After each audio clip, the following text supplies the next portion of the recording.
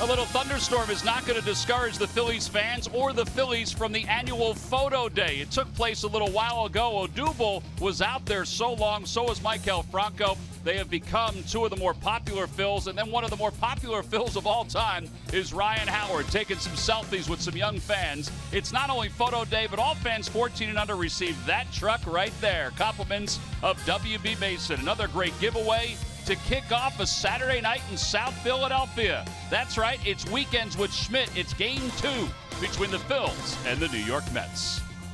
Well, the last 11 games between the Phils and the Mets here at Citizens Bank Park have not gone all that well for the Phillies. The Mets have hit 31 home runs, and look how they have outscored the Phillies, 73-46. Now you expect that the tide will eventually turn, as it normally does. Hi, everybody. I'm Tom McCarthy, along with Ben Davis and Mike Schmidt. We're ready to go, and the Phillies are ready to go after last night's loss to try to change their luck a little bit as they continue through the second half of the 2016 season. Well, the second half's going to be interesting, Tommy. I'm asked all the time, when do I think the Phillies can contend again? Well, my answer to that is, well, until they make the transition from a team that's auditioning players to a team that has a set lineup of players that know their roles, like who are going to be the corner outfielders next year? Who's going to join Maikel Franco in the infield, in the other three spots? Who's going to be a regular catcher? Right. Who's going to anchor the pitching staff? You know, those are the kind of things you have when you have a contending ball club. Now, here's a guy that's earned a spot for next year, and I tell you what, he could be one of the best relievers in the league. Look at this, 24 out of 26 saves. We're talking Jamor Gomez now, and he's on pace for 50 saves. Now, there's a guy that can answer his question for sure as we get into the second half. I think it's going to be fun getting these questions answered. You know, up until June 1st, he was the guy that had the most saves in all of Major League Baseball. The Phils didn't win a whole lot of games, so that's why his numbers were a little diminished. All right, speaking of diminished numbers, despite the fact his overall numbers are pretty good, that's Jared Eichhoff, who's trying to get back on track after a rough outing his last time against the Rockies. And I think you will see him get back on track. Really, it's just that one inning in Colorado that really he stumbled upon. But he's been pretty darn good, and he's starting to mix that slider in a bit more, even as a few more change-ups to some of these lefties. I really like that pitch. I think that can be a little bit more of an effective pitch for him, but this outing against the Mets, it was outstanding. Overall, his numbers are very, very good against these Mets. Talking to Kevin Long, the Mets hitting coach, after this particular start, he said some of the hitters were coming back to the dugout and saying it was the best curveball that they had ever seen. So as long as he can keep doing that, look for more success out of him. And you wonder, because he had success with the curveball like there, if he'll throw it more against this Mets lineup. Now, it's a different Mets lineup as we saw last night, and he's now relying on that slider a little bit more. His ERA is okay. As Ben said, it was really just one inning against the Rockies that did him in, but he allowed 8 earned runs his last time out. He'll be opposed by Logan Verrett. He's auditioning for Matt Harvey's spot in the New York Mets rotation. He didn't pitch all that well his last time out, but he has decent numbers against the Phillies. Well, we talk about the Mets outscoring the Phillies. Why? Well, they've used the long ball. They used it last night. Solo home run for Lagares, a 3-run shot for Walker. Lineups at first pitch when we return to Philadelphia. Phillies baseball is brought to you by Xfinity. Xfinity X1 will change the way you experience TV. By Toyota. For great summer deals, visit your local Toyota dealer or buy at Toyota.com today. Toyota, let's go places. By Citizens Bank. The next time you have a question about money, don't keep it to yourself. Ask a citizen. By Coca-Cola, the official soft drink of the Phils. And by Independence Blue Cross. Live fearless. Learn more at IBX.com.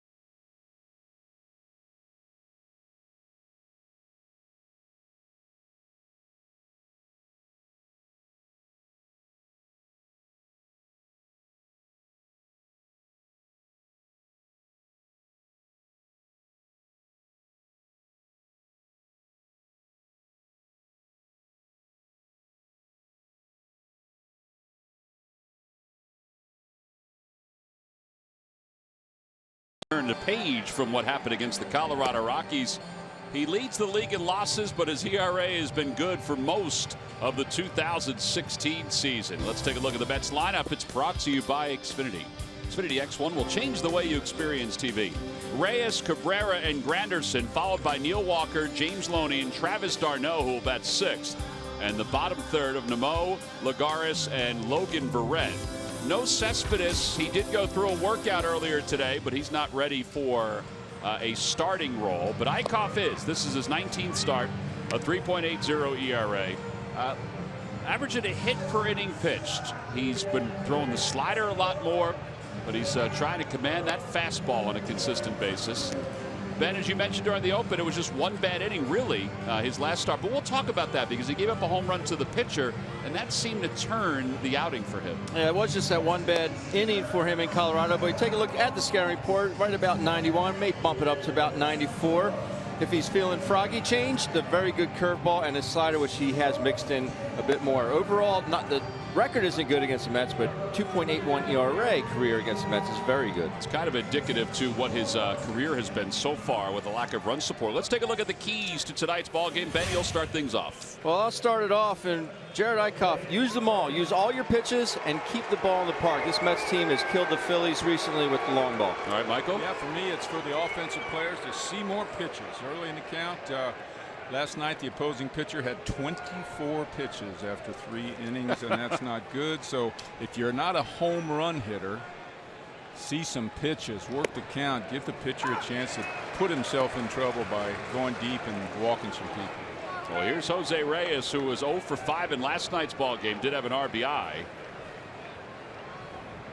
1 ball and 1 strike to Reyes, playing third base again for the Mets, and that's where he'll be with the injury to Wright. He had 1 at bat last night right-handed, the rest left-handed. Swing and a miss, 1-2. Tough challenge for Eickhoff here tonight. You got switch, left-handed hitter, switch hitter, left-handed hitter. First 5 guys are going to be coming at him from the left side. And I think we have seen that teams do try to put more lefties in against Eickhoff. Big curveball that stays high. Well, if you're a righty, do you want to see that? Yeah. I don't. Yeah, just think back to the Paul Goldschmidt at bats against the Diamondbacks where he was frozen on that curve. Eickhoff, 26 years old, from Evansville, Indiana. And a fastball floated out towards shallow right center. Odubel's not going to get there. It'll drop for a bloop hit. Jose Reyes is aboard to start the top of the first. Tonight's ball game is also available in Spanish. Just use the SAP button on your television or change the language through the menu on your cable box. I know that was a base hit for Reyes, but Jerad Eickhoff sits right there with that fastball. He's going to have a lot of success tonight. Interesting to see what Asdrubal Cabrera does. He went after the first pitch in his first at bat last night. Got to keep an eye on Reyes over at first base. He's not the same base runner he used to be, but he still has 479 career stolen bases.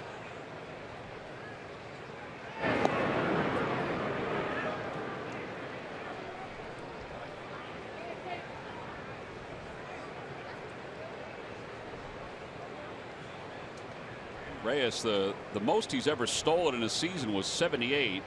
That was back in 2007. Tied him up. 0-1 to Cabrera. Boy, Cabrera's an aggressive hitter, like you said, Tommy. Just last night, I think, in his first at bat and his third at bat, both of them, he swung with the first pitch. Well, and he's had good success against the Phillies this year, hitting .357 against them. Last night he was 3 for 5 with a double and a run scored. Way upstairs, 1 ball, 1 strike. He's got the right idea, Eickhoff. He threw over, then he slide stepped, then he held it for a while and went home. That's the best way to stop the running game. Vary what you do to the plate. Give him a different look on each pitch. That one's pulled foul. That guy's hand's going to hurt for a little while. 1 ball and 2 strikes.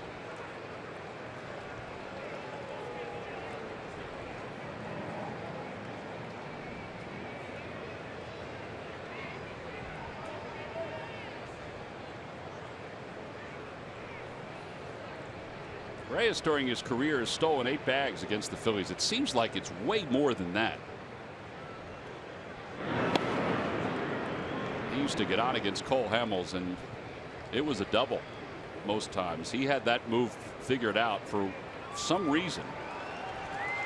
He knew when Hamels was going to go to the plate or go to first better than anybody. 1-2 pitch. There he goes. Pitches a curveball. Throw to second base on one hop. And Reyes is safe at second. So I should say 59th stolen base against the Phillies for his career. 59th. Tough pitch to throw him out on. Slow curveball. Had a decent jump. Also in the dirt. Chooch did the best he could to get it down there. Galvis nearly got him too on the foot, but the throw was a little tardy. 2 balls and 2 strikes now to Reyes. He may have lost a little bit of his speed, but he still has that good quickness. That's what you need most of all to steal second base.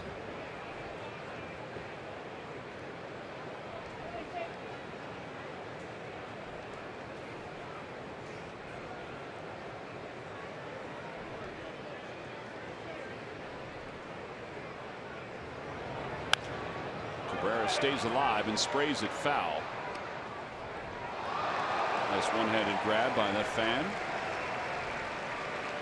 Mets are 48-41. They did not gain any ground on the Nationals yesterday because the Nationals won behind Steven Strasburg, who won his 13th game without a loss.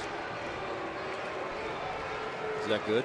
I think it's He's pretty on the good. DL too, right? He was. Curveball waved down. 1 away. Well, you struck him out, but that was not a good one. In fact, I think it was a ball, and that was a, what do they call a helicopter? It was a helicopter. It's a couple breaking balls that have backed up on him. As Dribble just trying to get out and around that ball to get it to the right side to advance Reyes. You're right. I think he was caught up in trying to hook that ball to the right side to advance the runner. Well, now Curtis Granderson. Granderson, for most of the time he's been with the Mets, has been the leadoff hitter. But with the acquisition of Reyes and all the injuries the Mets have had, they've moved him down to the 3 spot. Overall hitting .239 with 15 home runs and 27 runs batted in. They play him to pull. I find this to be one of the strangest batting stances and approaches to hitting in the league. He actually picks his foot up and sets down his stride before he lets go of the ball, before the pitcher lets go of the ball. Essentially, he's hitting without a stride. And it's remarkable that he's able to generate the power that he has during his career. Gets it down early and kind of rocks back towards the catcher. 278 career home runs. Keeping an eye on Reyes at second base.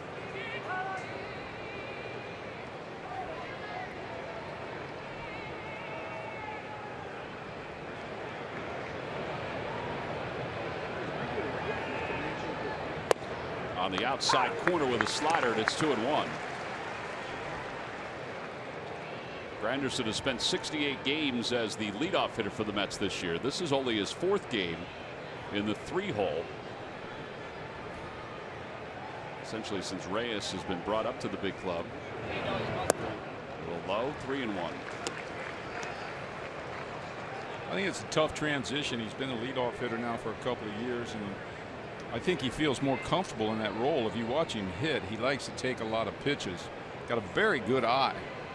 You're putting him in an RBI slot right now. I think it probably feels a little strange for him. To the right side, Blanco charges. They'll throw out Granderson. Over to third goes Reyes, but there are 2 outs. And that'll bring Neil Walker to the plate.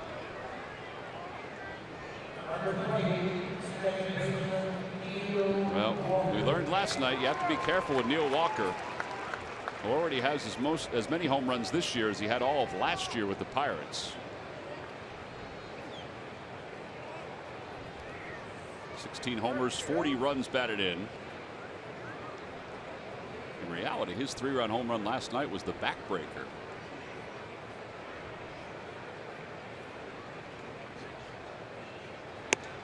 Just a bit inside, 1-0. Yes, it was, and I'm sure he's glad he hit it on the road, because I don't think it would have been a home run at his ballpark. No, you're right. He's done pretty well against the Phillies this year. You saw his numbers at the bottom of his stat line. 4 homers against the Phils.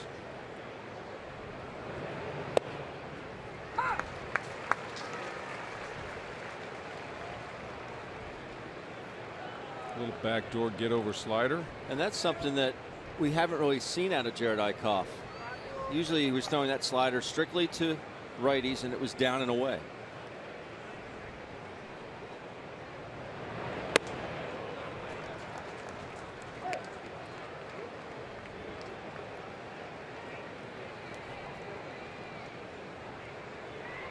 Reyes over at third base. He got it rolling with a bloop single to right center field. And a strikeout, a stolen base, and a ground out has him at third. There's a fly ball to center field. Odubel comes in, makes the catch, 20-pitch inning, but Jerad Eickhoff gets out of it without allowing a run. Middle of the first, it's the Mets nothing, and the Phillies coming up.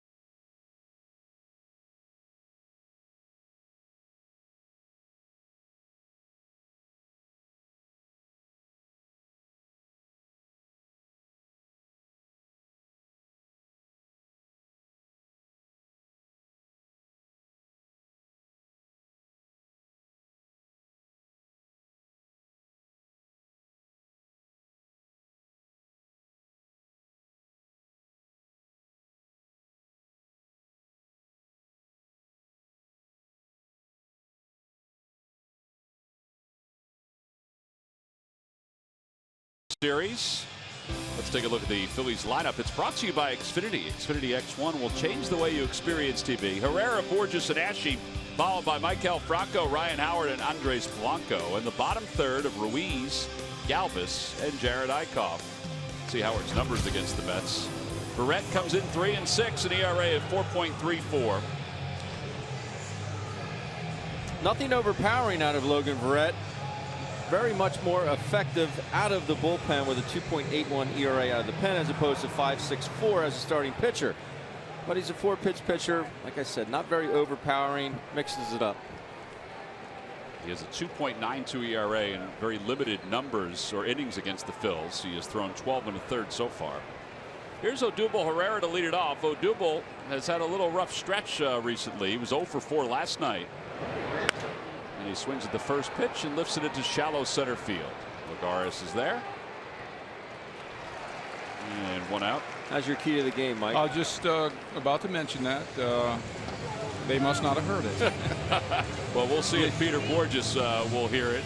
They don't watch TV. They don't watch the opening in the dugout.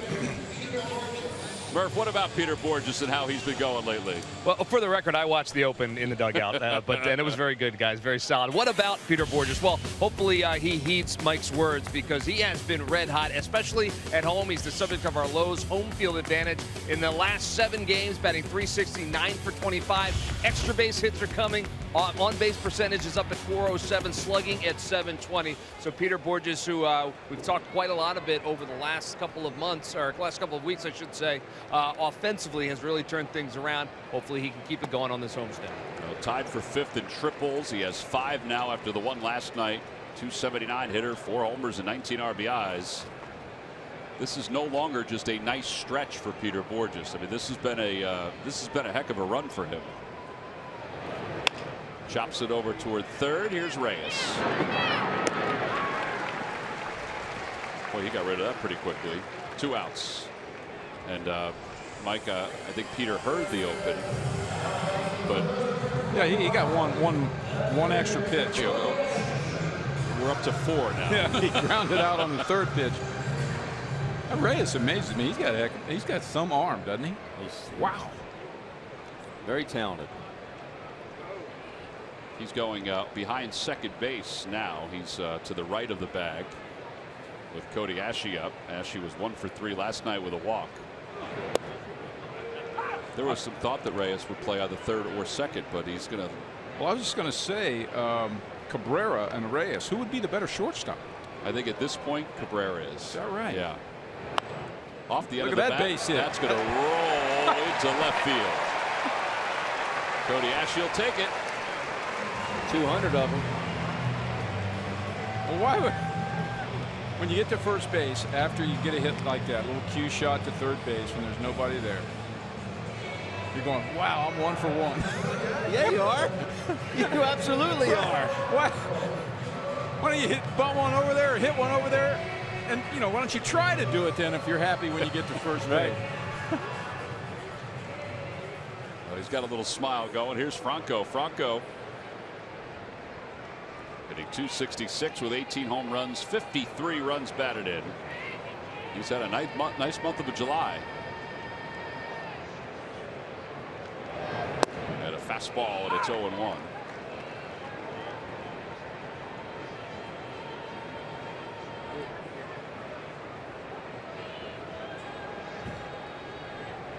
Franco looking down to third base for a sign. Sammy was looking out the left field.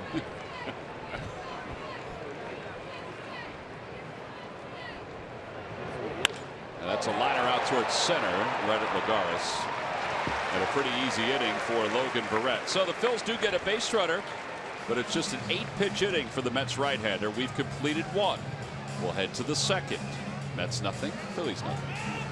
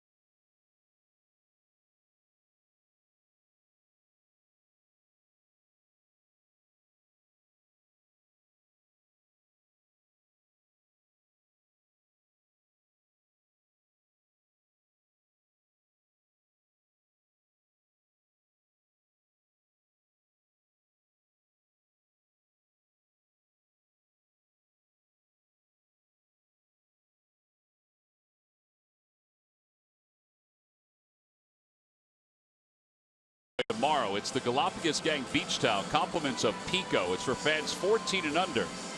It's all part of the finale of the 3-game series between the Phils and the New York Mets. You can still get tickets. Go to Phillies.com or come by the ballpark tomorrow.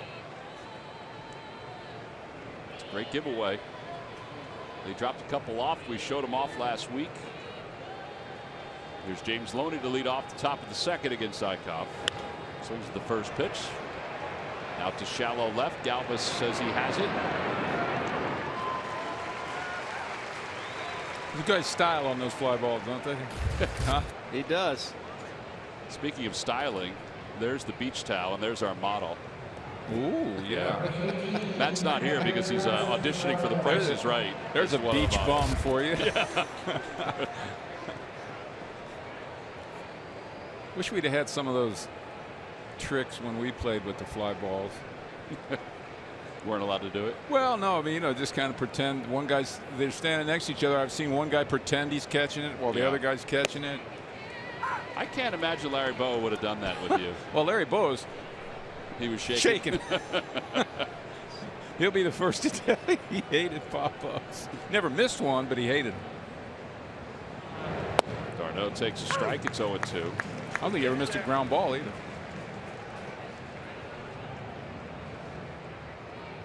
Darno was 0 for 4 last night, hitting .238, a couple home runs, 9 RBIs.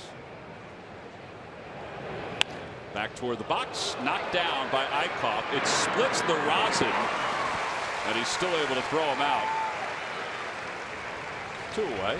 That's the infield in our pitcher, Jared Eichhoff. There didn't panic, knocked the ball down. He knows how much time he's got from his old infield days. Former third baseman, right? Yep. I like the fact that he got 0-2 and he finished the hitter off with that third pitch. Keep that pitch count down, make a good effective pitch. Was that going to be a strike? Probably, but too close for Darno to take and too good of a pitch for him to do anything with. There's Nimmo, who last night had a base hit and 3 at-bats, and he takes just below the knees. It's 1-0. He got lifted as part of a double switch late in the game. Tom, my scorecard is done. About time, Ben. Too rushed today.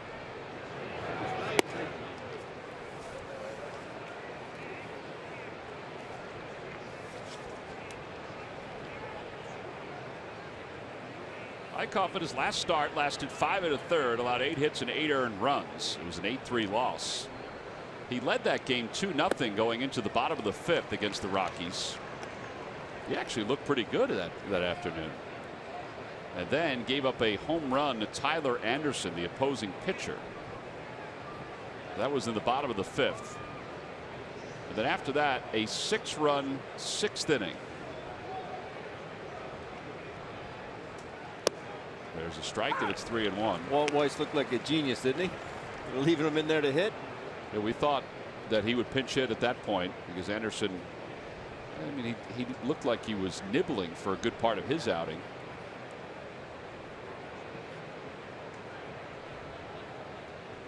Three-one pitch. Swing and a miss.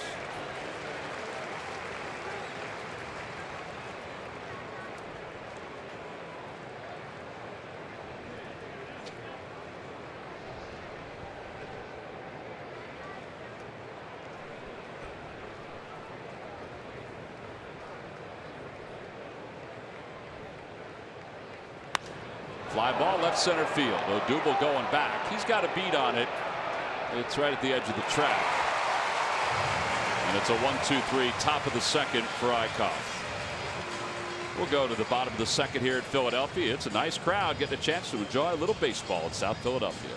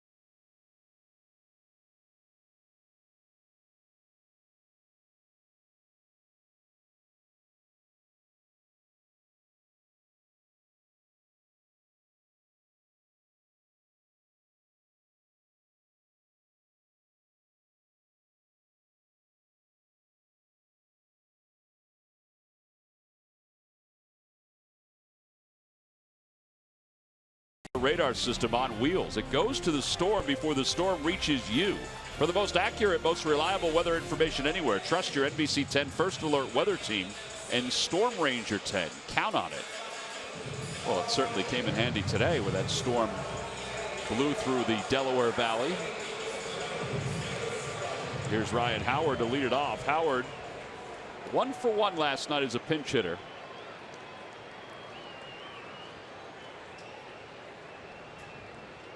Takes outside. It's 1-0.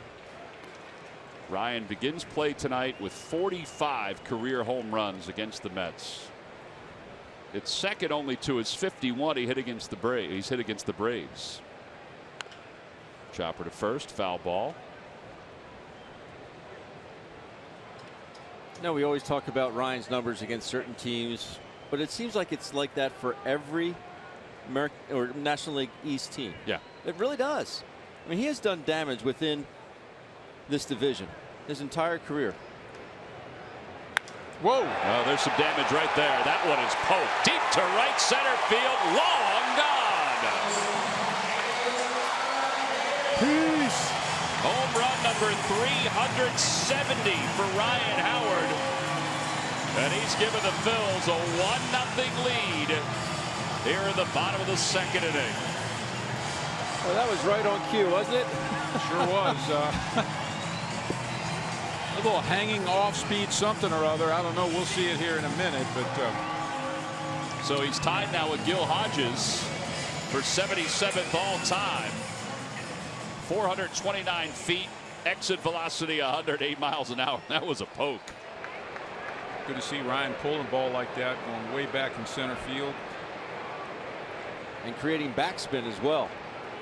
13 home runs now for Howard, 28 runs batted in. And Andres Blanco takes inside.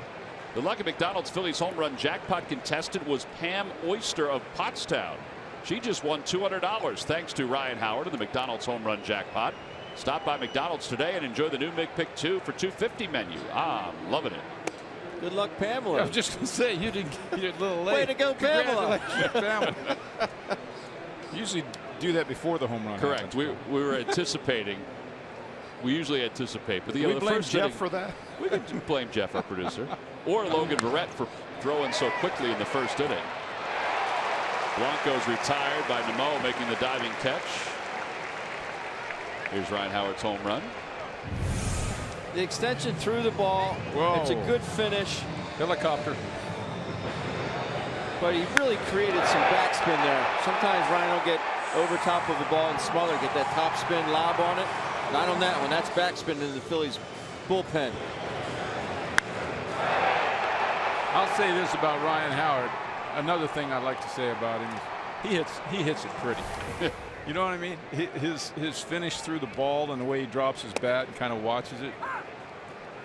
Yeah, when he knows it. Yeah, it's pretty. Watch this. Slow-mo. Boom! He knows it's a home run. Hello there. His stance look a little wider to you? He's been doing that the last few times.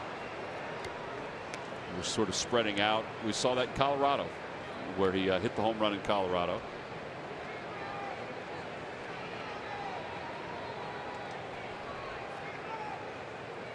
Oh, 0-2 to Carlos Ruiz.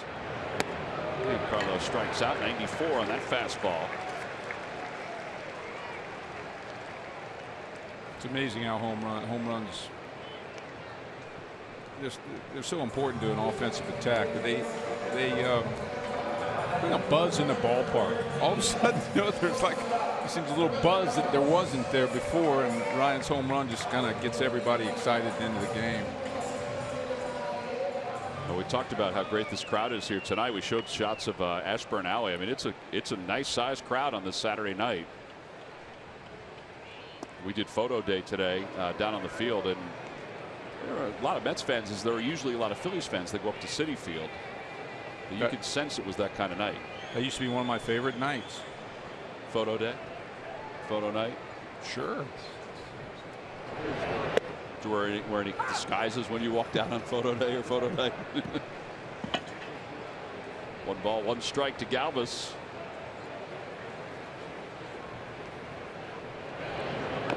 He bunts foul, and it's 1-2. There was one girl down there. And she was probably mid-20s. And she said, "Ben, can I take a photo with you?" And I said, "Well, sure." So her husband took the photo of me and her, and she had a Phillies jersey on. He had a Mets jersey on. I said, "What are you doing with this guy for?" She goes, "I don't know. It just kind of happened." Yeah. So she didn't ask. No.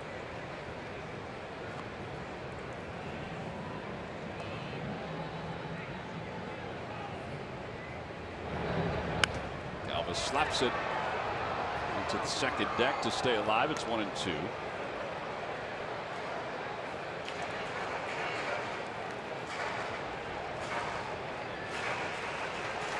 Freddie was 0 for 4 in last night's ball game, playing in his 90th game so far this year.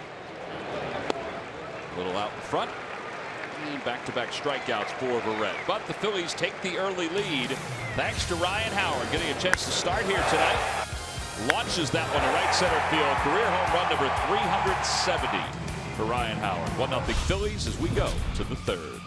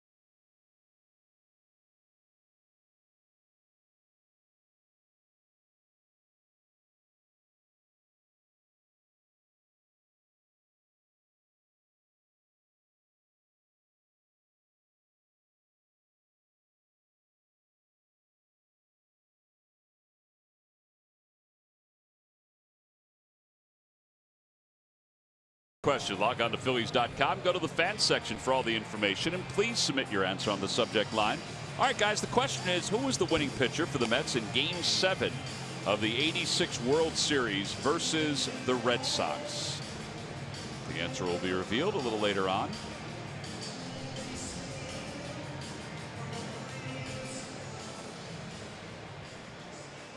Top of the third, it's 1-0 Phillies thanks to the Ryan Howard home run.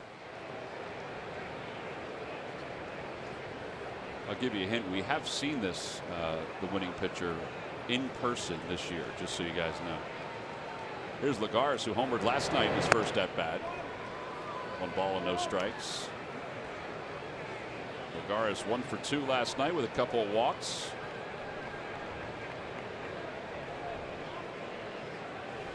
Hitting .268. Cespedes, they waited until I guess about 5:15 before they released the lineup tonight for the Mets, because Yoenis Cespedes, they had hoped he would be able to play tonight because of that quad injury. Terry Collins said yesterday he wasn't sure, but they ran him through as Lagares rips it into left field, and that's going to go to the wall. And they'll pull him to second base with his 7th double of the year. He ran through all the drills before the ball game out in left field. After the rain, Terry Collins was out there watching him, and they just didn't want to take a chance to send him out there tonight, give him another day. He may or may not play, they say, tomorrow in the finale of this series, which changes the entire middle of the lineup. So much different nowadays than it was back in my day. They'd come to you and say, "Can you go?" And I'd say, "Sure." And I really shouldn't have been in the lineup, but I wasn't about to miss 4 or 5 at bats. Verrett squares, and he bunts it foul. It's 0-1. But they're in today's game, they're probably good. You know, they're very protective of their players.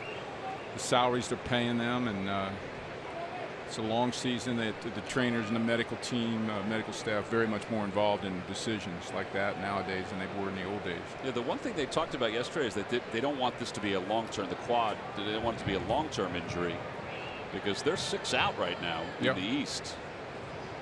And they don't want to fall too much farther away. That one's over the head of Verrett. 1 ball, 1 strike. So there's the East standings. Washington with 55 wins. Pete Buchanan's Phils are 7 under 500, 13 back.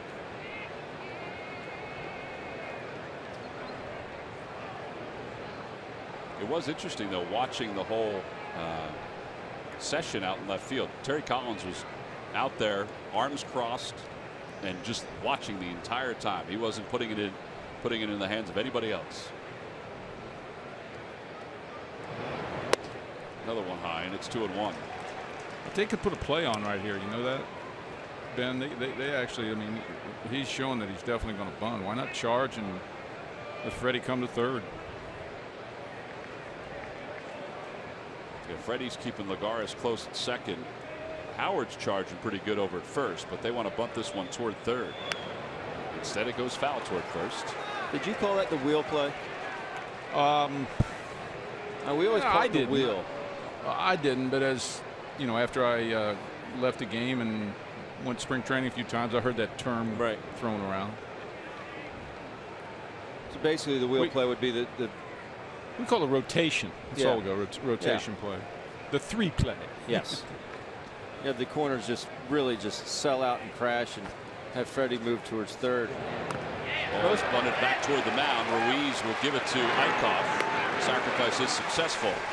And the Mets have a runner at third for the 2nd time in tonight's game. Kind of looked like he tried to throw another slider that backed up or something right there, kind of inside, and put it right on his bat. I always think that the hardest pitch to bunt is a. See that? You're right. It's a backup slider.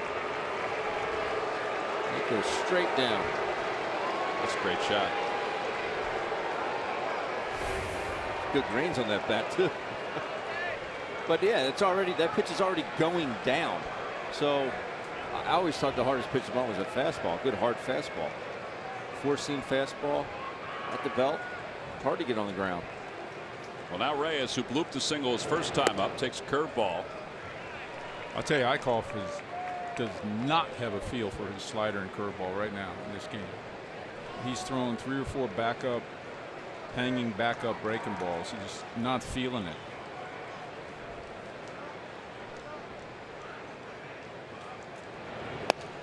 That's a pretty good one. Better one. Yeah.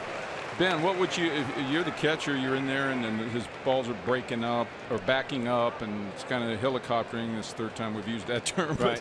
But, what would you go out and tell him? Well, it's obviously his arm isn't catching up. I tell him maybe shorten his stride a little bit. You get your arm out. That gives your arm a chance to get on top of the baseball.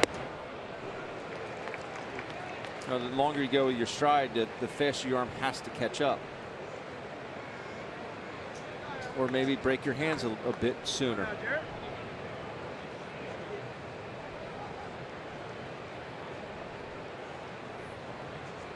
about the playing the infield in? I was just going to ask you about that. 3rd inning. Out toward left field. Ashe comes running in, makes the catch. Tagging from third is Lagares, and Ashe's all off balance. So Lagares is able to score to tie this game up. A sac fly for Reyes. It's a 1-1 game. That's a tough play. Yeah. Had he thrown a strike to home, we talk about what a sensational play that was. I'm not sure if he had a chance to get his legs underneath him and you know, crow hop toward home and unleash a rocket to home plate. It's kind of hard to tell. He's running pretty hard. Ball just really died on Cody out there in left field. That's why he wasn't able to get his feet underneath him and get anything behind it. I think the other thing too is he hesitated just a little bit initially because of thinking maybe the ball was hit a little harder. Back to that question about infield in that inning. We got 1-0 lead, and I don't know. It's always 2 schools of thought. I'd give up the run for the out rather than let Reyes squeeze one through the infield. Earlier in the season, I would say yes, play the infield in because you had an offense that was struggling to score runs. Now recently, going into that All-Star break, even last night they scored 3 runs, but he was swinging the bats a lot better.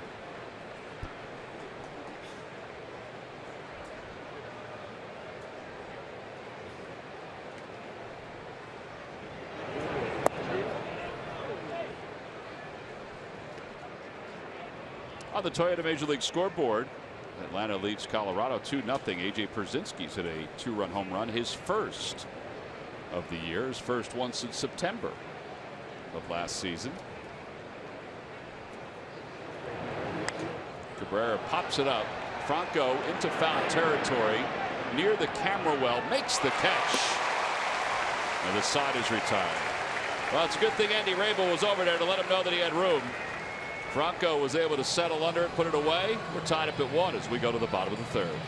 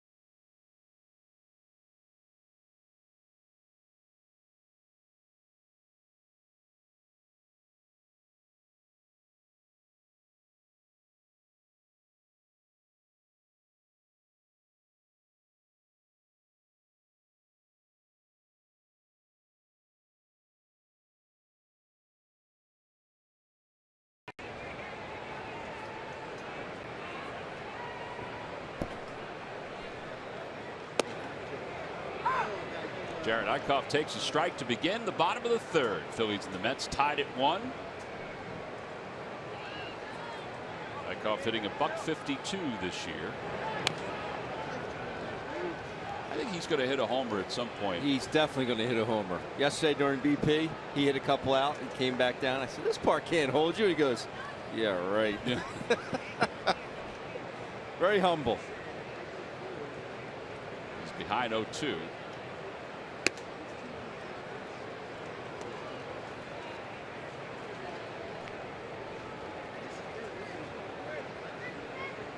His buddy Zach Eflin's going to hit one too. Could. Or 3 or 4. Velasquez going to hit a I couple. I think this young staff, I mean, eventually. Velasquez can hit 2. Yeah.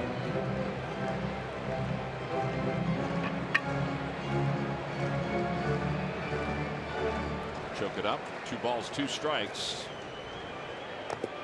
I think he could pinch hit. Eickhoff? Yeah. Well, it was Chad Billingsley against the Mets last May. I forgot Chad Billingsley was here just a year ago. Of course, anybody can pinch hit, but I think he could hit as a pinch hitter. Right. You're not just going to throw anybody up there. You're saying he's going to go up there with a purpose. Give you a battle, Yeah. absolutely. Look at that, guarding the plate. Huh? Little choke and poke, guard the dish. And I cannot tell you how much this infuriates a pitcher, the opposing pitcher right now. He's just like, can we be done with this? Serious, let's go. No, Darno holds on. 3 straight strikeouts for Verrett. And 1 away here in the 3rd. Well, Odubel's Zubels are here. Help me. What's a Zubel? We're not sure. I think it's a play on zoo. They just wanted to dress up like animals. They're very excited. We all are. Let's go!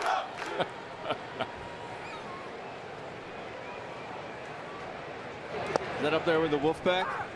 Well, I think it's a spin-off of the Wolfpack. Sal's Pals. Do they have adult beverages up there?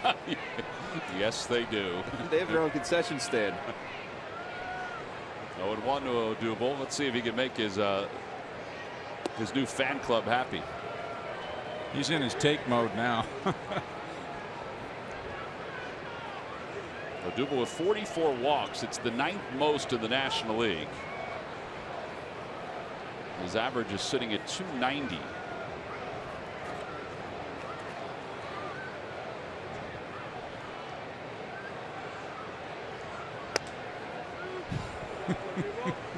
When he starts tugging that right sleeve up, banging on his helmet, he's taking it to another level. He's tired of making outs.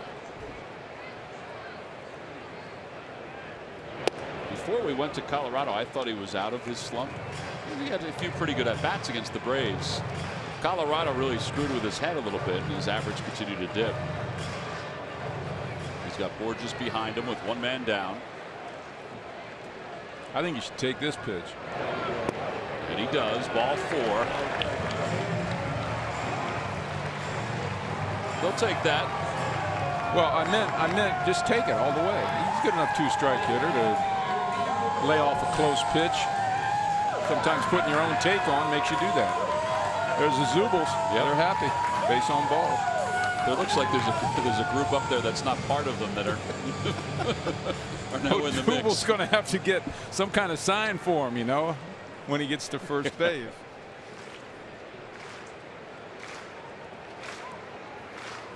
Well, now Borges grounded out his first time up. Shows bunt. And it's 1 ball and no strikes. I have to get used to writing 5-3 in the book when Reyes makes a play. Every time he makes a play, I keep putting 6-3 because we've watched him for so many years play shortstop. But he was the one who retired Borges his first time up.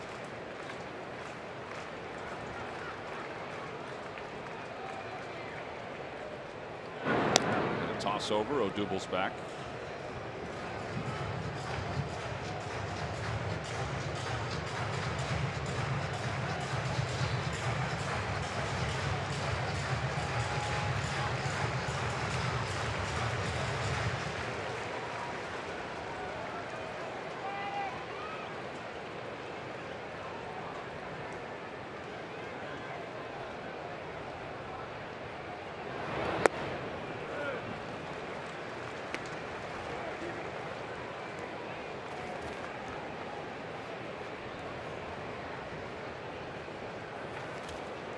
Borges has reached base safely in 22 consecutive games. His on base percentage during that time is .447. It's incredible.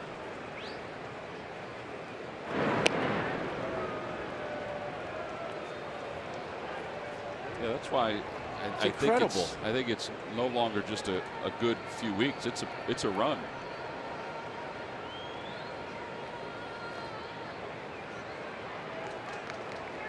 Hitting .411 in his last 26 games. I'll tell you, if he can finish off with a really good second half, he could make it tough on Pete Mackanin, because he plays such good defense, covers so much ground in right field. If he can be, you know, a 280 to 300 guy getting on base at a 350, 360, 370 clip, I believe you could park him in that 2-hole next year.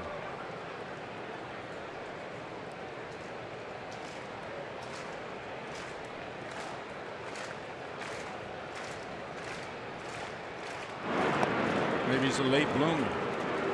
I was. You weren't that late a bloomer. Late enough.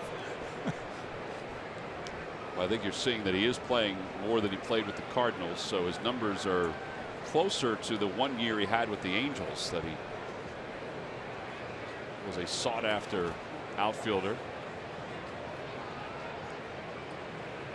He's ahead 2 balls and 1 strike. The on-base percentage and making contact and working the pitcher and just being a pain in that 2-hole is a very important part of it. There's Loney in foul territory. Phillies baseball is brought to you by your Delaware Valley Honda dealers. Hurry to your local Del Val Honda dealer. Visit DelValHondaDealers.com. By Jefferson, call 800-JEF now or visit jefferson.edu. And by Chevrolet, visit your local dealer at ChevyDealer.com. Cody Ashley had an infield hit, his first. Well, I guess it wasn't an infield hit. It rolled a million times in the infield before it went out to shallow left. It was.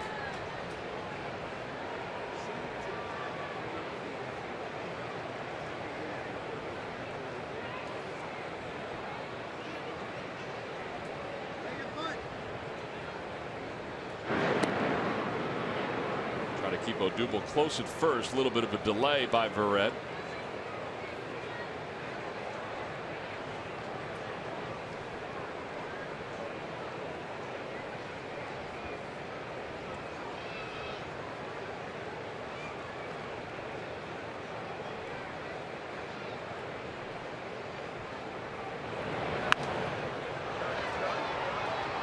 Play, and it's no balls and 1 strike.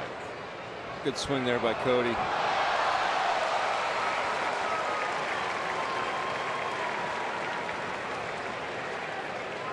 At least one pitch that he would like to have back, but that's how he separates his stride from his hands.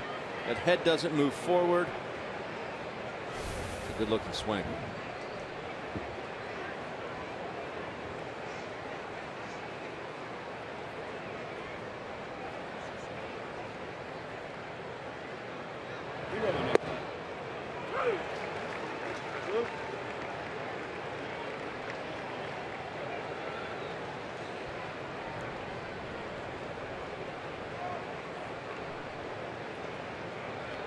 Some point in time here, we may see Odubel off and running. I thought we might have seen it earlier. Verrett has been trying to keep him close over at first.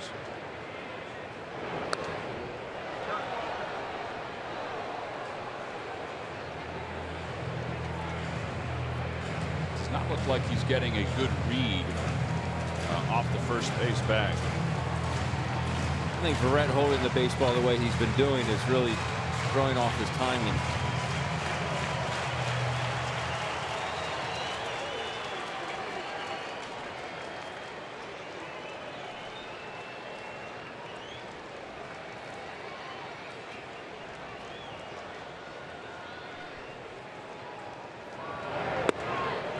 A little high with that fastball. It's 1-2.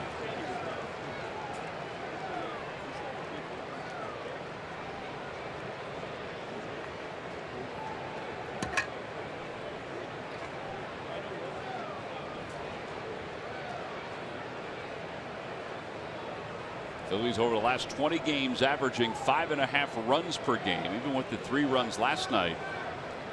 They got a home run earlier in this ball game for Ryan Howard.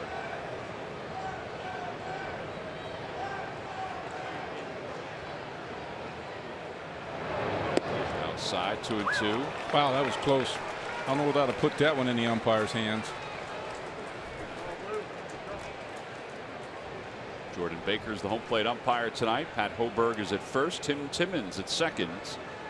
And Mike Everett is around at third. He's the crew chief.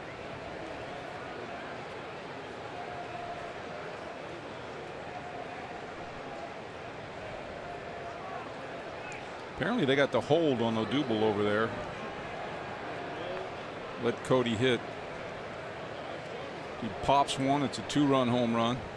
I'm of the old school where I'd like to run him out of a 2-strike count, maybe get him to lead off the next inning or have the man on second. Well, he pulls it right into the shift, and Walker's up with it. The side is retired. Phillies do get a base runner on the walk to Odubel Herrera. They leave one. We've played our first 3. It's a 1-1 ball game.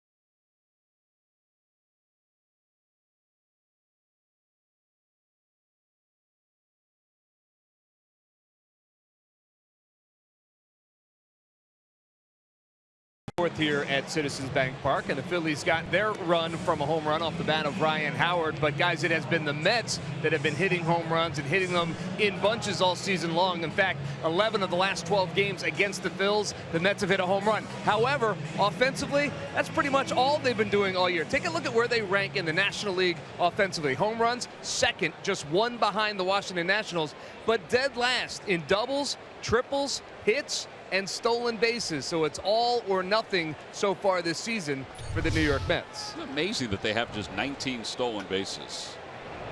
As Granderson takes a strike. Granderson has 2 of them. Walker has 2. Reyes has 1 tonight. David Wright is still the leader in stolen bases for the Mets. That one's hit foul.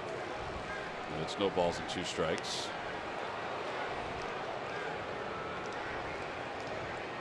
Well, you live and die by the long ball. I always equate it to a basketball team that only shoots 3-pointers. You know, you live and die by that 3-point shot. If it's not going down, you're going to lose.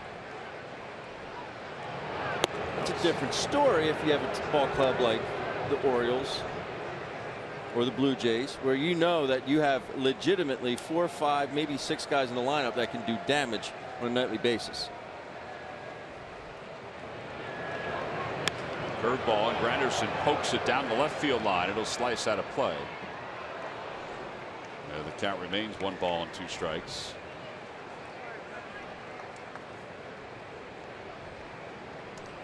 These guys down in Reading got some home run hitters. Yes, they do. Between Cousins and Hoskins.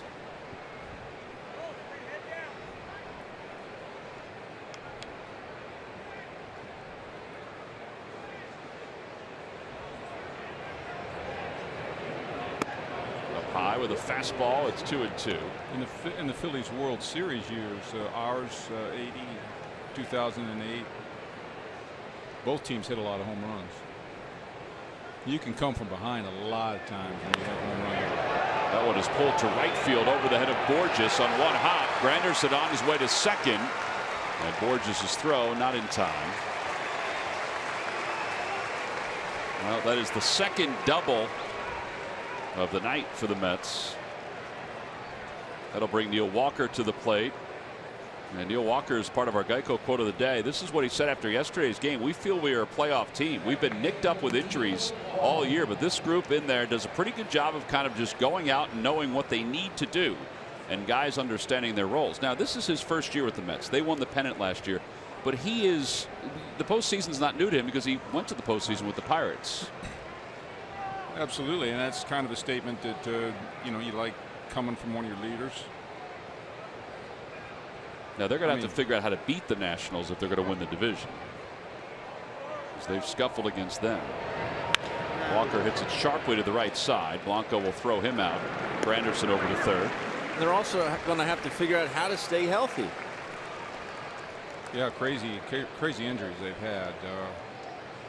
And we were talking earlier about the hitter I loved so much last year, Michael Conforto. Conforto, that's in AAA. David Wright, Lucas Duda, Cespedes. Who am I leaving out? Harvey out for the year, right? Yep. Yeah. Syndergaard has arm fatigue. Yeah, Syndergaard did throw today, or at least he was expected to throw today. Infield in again. Yep, infield in. James Loney is up. Loney popped out his first time up, and he takes inside 1-0. Well, the Nationals are 30-14 against the National League East, and everybody else is either 500 like the Phillies or below, and the Mets are 2 under. Marlins can't figure out always how to beat the Braves and the Phillies. That's why they're 8 under. 1 ball, 1 strike to Loney.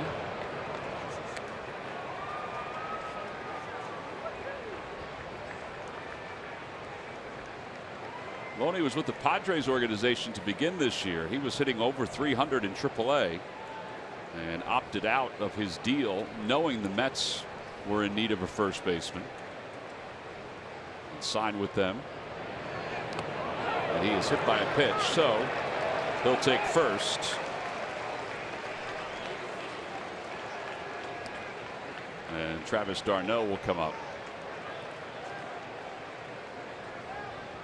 Like that hit him right on the backhand.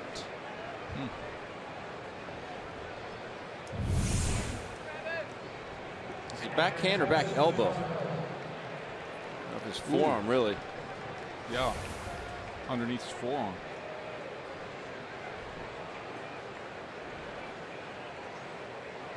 You know, not the worst thing in the world. No.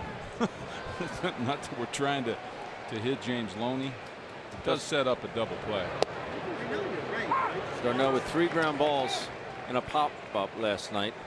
3 ground balls, all to shortstop. And a ground ball tonight, back to Eichhoff.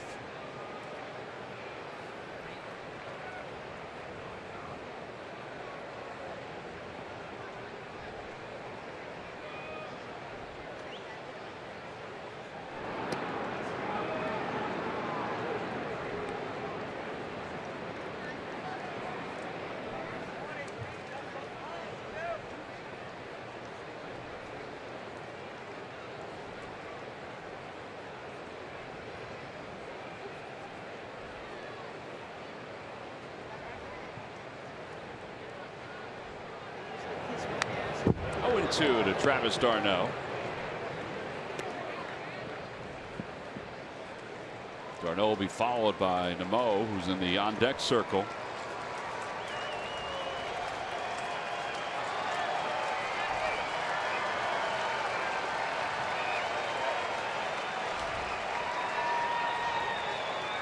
Trust your breaking ball, right? Trust it in the dirt with Chooch back there. There it was, and d'Arnaud did not bite.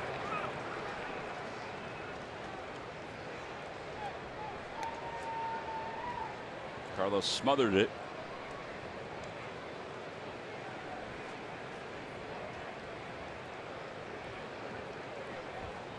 I'd almost have to double up on that a couple of times.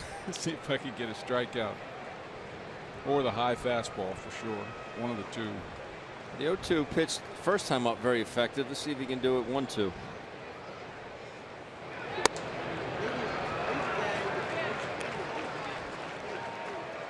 Still battling the command here a little bit in these first 4 innings.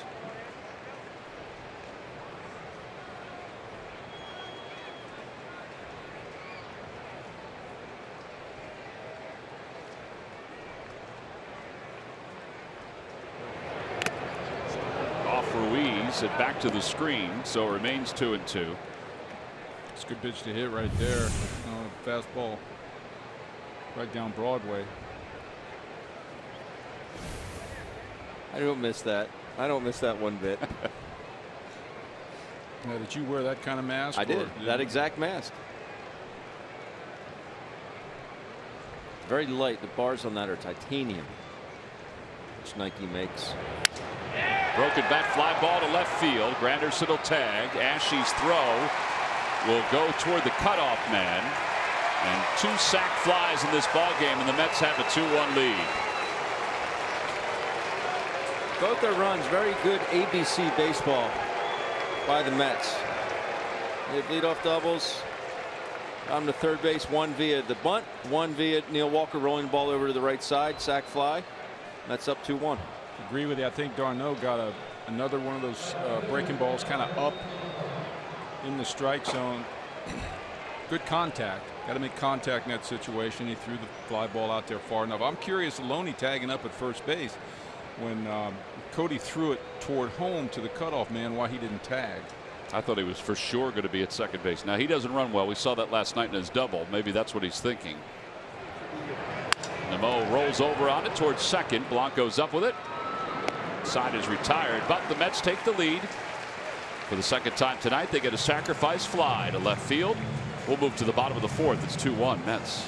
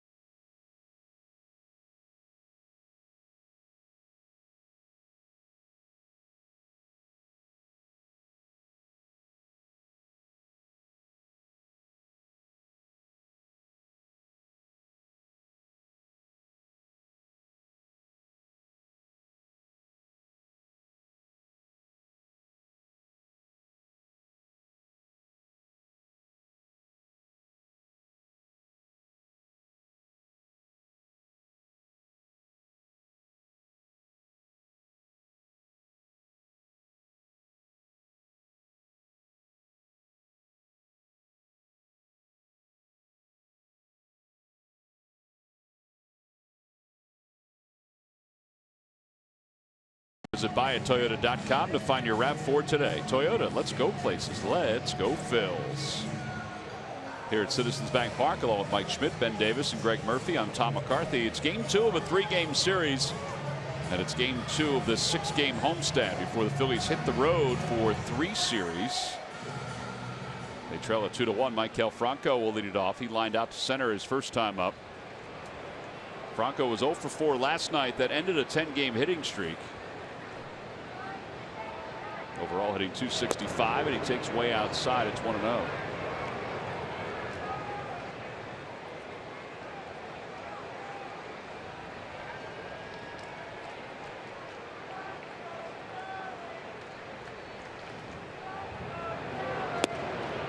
One ball and 1 strike.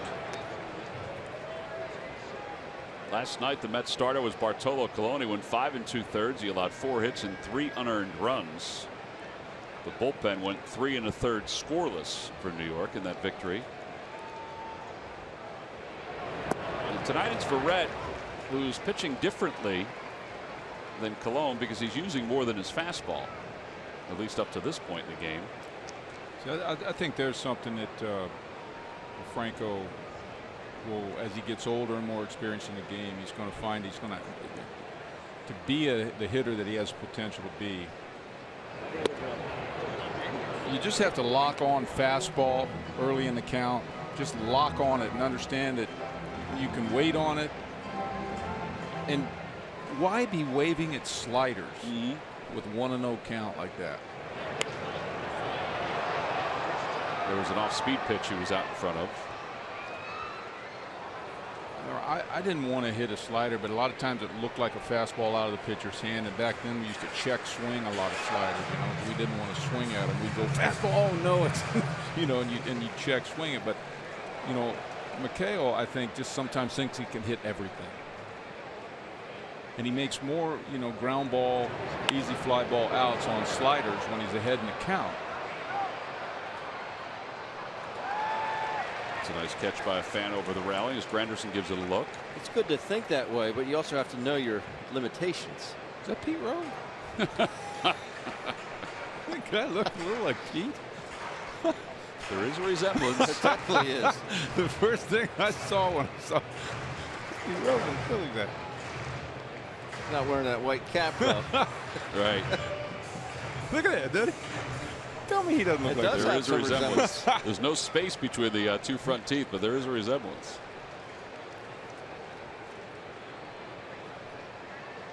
There's the 2-2 pitch to Franco. And he cracks that one over to the left side. Cabrera's got it. Throws off balance in time to get Franco.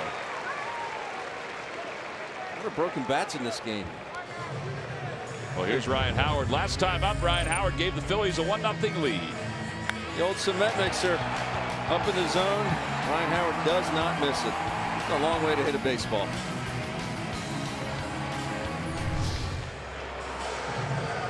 Well, Ryan Howard now 46 career home runs against the Mets. He's gaining on you, Michael. I'm Three sure away. he is. You and Chipper Jones. I don't know if anybody's going to catch Willie Stargell. Just past Hank Aaron. I have a question for today's scheduling. How many times does each team play in the National League East? We used to play 18. 18 or 19, depending on who the team is. And then they play everybody else just one time at home, one time on the road. Over to the right side, waiting for it.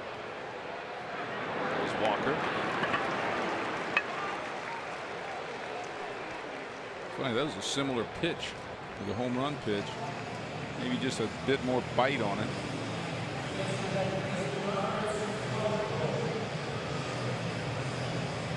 Ryan not happy with that rollover. That's why it's by far the most humbling game in the world. No. You know what game is the most humbling game in the No. world. Baseball, man just hit a ball 500 feet. And you're feeling you're on top of the world, and you roll one over to second, and you're back down. Broken bat bloop for Blanco, and he's aboard with 2 outs. Andres deserves that one after that line out his first at bat to Nimmo in left field. Deserve another broken bat, but that one worked out for him. MLB.TV Premium, the #1 live streaming sports service, delivers everything you've come to expect and more. Watch every out-of-market game live in HD on over 400 supported devices. It includes a free subscription to At-Bat Premium, the #1 app for live baseball. Blackout and other restrictions apply. Visit MLB.TV for details. I know what you're saying, though. Baseball is a mind game. Yeah. We play the two mind games in our. You know, obviously, I'm glad that we both played baseball most of our lives, because I wouldn't want to have the mind game of golf to make a living for sure. You don't think he could have handled the British Open this week? I sat there and watched that all day long. I haven't watched one swing yet.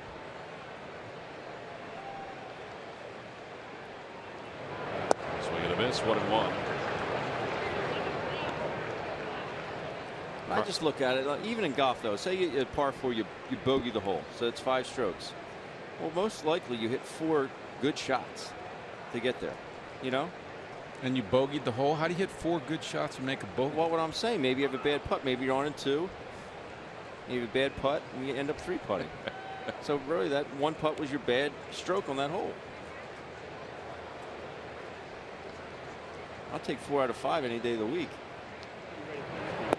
Outside, 2-1 to Ruiz.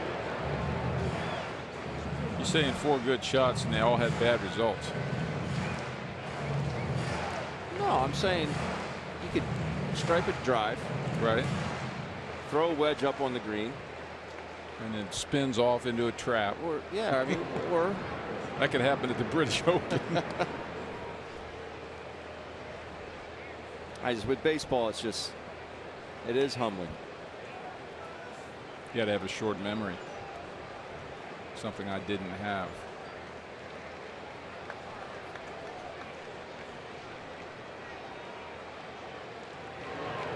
Carlos the other way. That's a base hit. Blanco's going to go to third. Anderson slipped down. The throw gets away from Loney. And the Phils have first and third with 2 men down. Little 2-out rally. You know, the 2-out rally's been a nice new thing for the Phillies lately. Well, it all goes along with what we talk about, that they very rarely, recently anyway, are out of the game. Whoop. Wow. Could that be concert slipping? Slippage from a concert? Could be the rain earlier today. Sure. Actually, walking on the outfield grass for photo day, field drained nicely. It really does. A nice adjustment by Chooch there. First at bat, did not look good on the breaking balls down and away. Stayed on that one. Shot it to right field for a knock. So now runners up first and third with 2 men down. Freddie Galvis is up. Phillies down by 1. And Galvis takes strike 1. Galvis went down on strikes his first time up.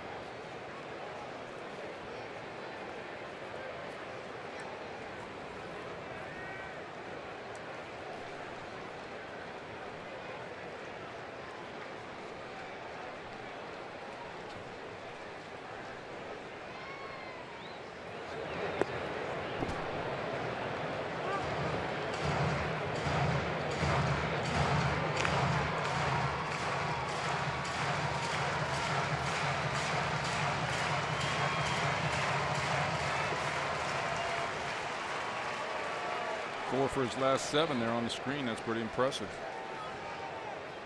Let's make it 5 for 8.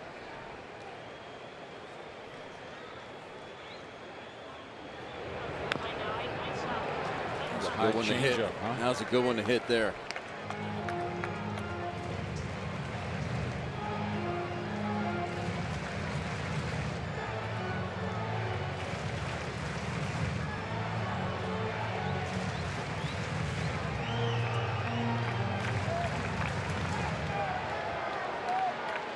Pretty clear view from the upper deck.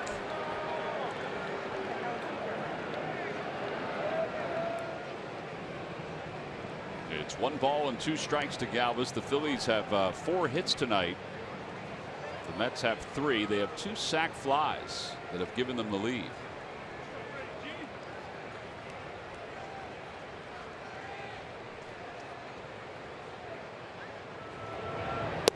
Galvis lets it go. Missed the spot. It was low. And it's even now 2-2. I'd like to call that a good take. If you could call a good take on a fastball. Oof. Well, it was a ball, but man, I'll tell you what, that would entice me if I was up there. Might get some barking that low, from the other that low dugout, fastball. too.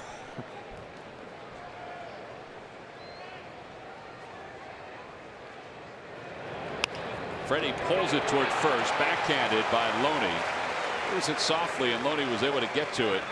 And that wraps up the bottom of the 4th. No runs, 2 hits, and 2 men left on the corners. We've played 4. We'll move to the 5th. It's the Mets 2 and the Phillies 1.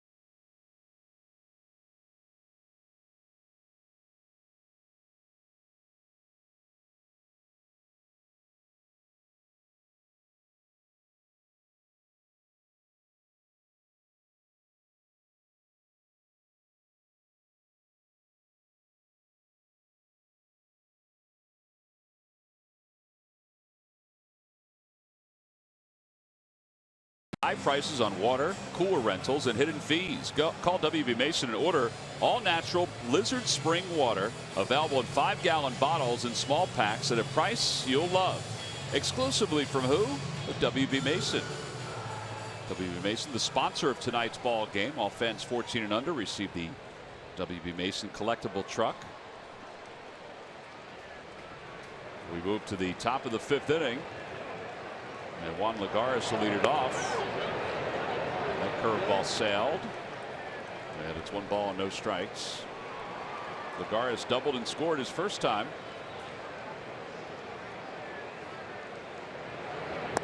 Tried to check his swing. There's that truck we were talking about.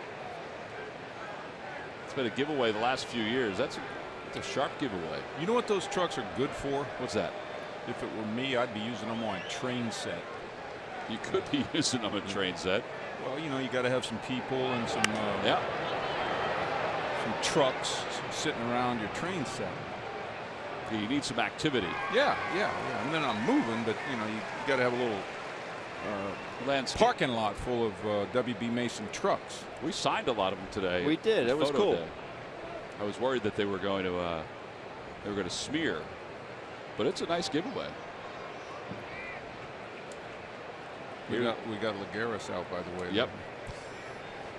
Former Gold Glover who lost his job and is playing only because Cespedes is injured. Logan Verrett sacrificed his first time up. Yeah, that's pretty good depth when your starting center fielder's out and you can replace him with a Gold Glove center fielder. Got some serious pop.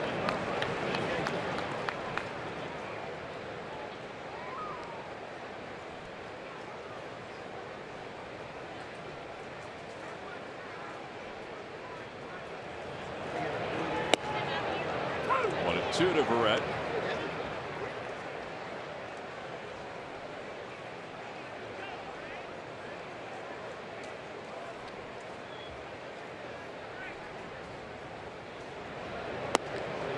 And Nykop picks up the strikeout. For Jared, that's just his 2nd strikeout tonight. About 2 away. Have a consumer complaint? Harry Hairston and the NBC 10 response team can help. Just visit NBC10.com or call 610-668-7377. NBC 10 responds. Count on it. Home plate umpires trying to get Jared Eichhoff's attention. They want to look at the baseball. And Jordan Baker deems it okay to get back in play. Big dude. He's a big guy. Yeah. Wow.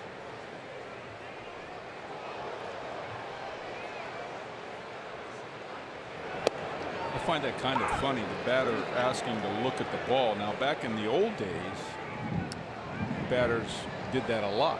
The ball was hit on the ground, line drive scraped the infield or something, foul. The ball was fouled off a couple times.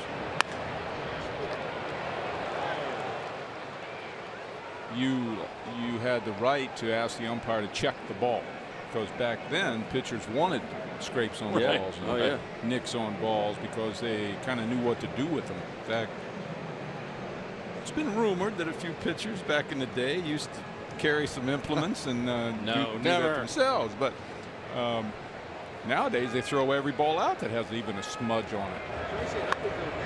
That one's popped up toward the mound. Eichhoff says he has it, and he's the bigger of the two, being Ruiz. He won the jump ball there. So he'll make the catch.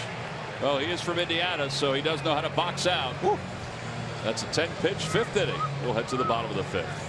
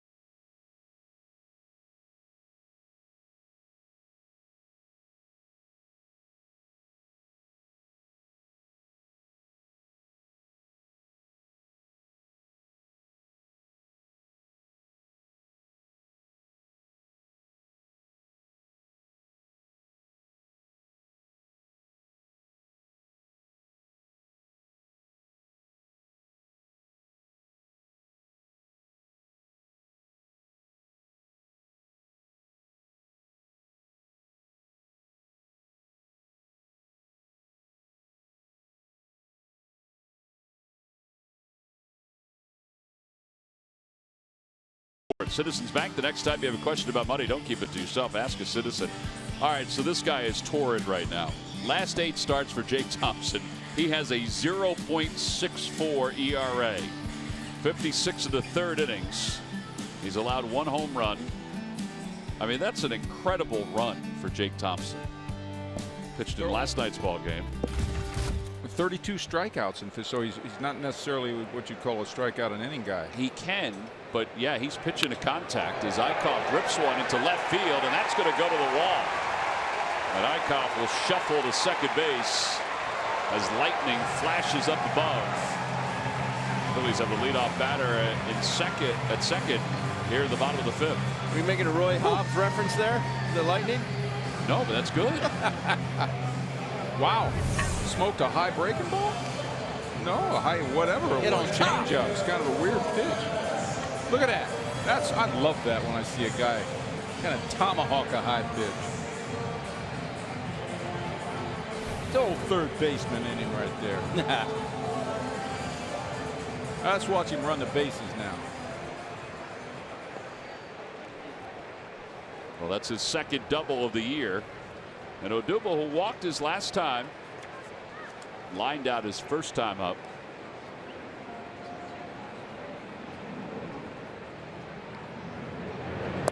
Takes low, 1-0.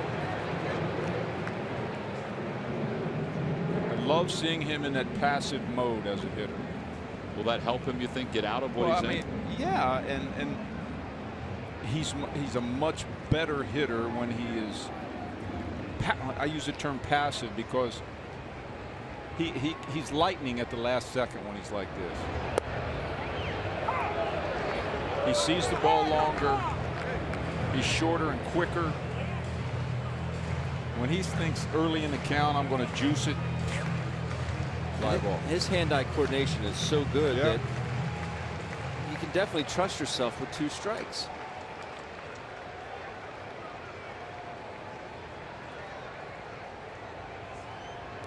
There's not a tight bone in that young man's body right now. And a liner foul. Wow. Somebody's drink went splashing. Yeah, we can see that from the booth here. Not as funny as the ladies' dinner going splashing in San Francisco. Somebody's got to take one for the team here, right? Wow, that's highlight material there. That shirt's gonna smell. Yeah, and it's a Mets fan. I'll be darned. Guy's gonna smell like Bud Light Lime the rest of the game. Yes, he is. Now Odubel just got to just play pepper with him now, Odubel. Curveball lifted down the right field line. It is off the top of the wall. Eickhoff's going to have to hold up at 3rd because he waited to see if that ball was going to be caught. It's a double for Odubel Herrera. It puts runners on 2nd and 3rd with nobody out. Interesting. First of all, there's Odubel in his nice passive hitter mode, right? That would work every time. I don't know. That's a tough read. He's a pitcher. He's not an everyday player.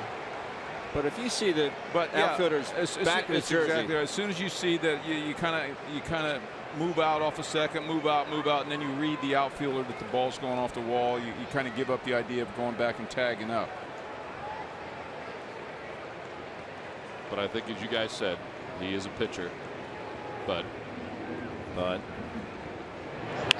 one's pulled to 3rd on 1 hop. Reyes has got it. A little flick over to 1st.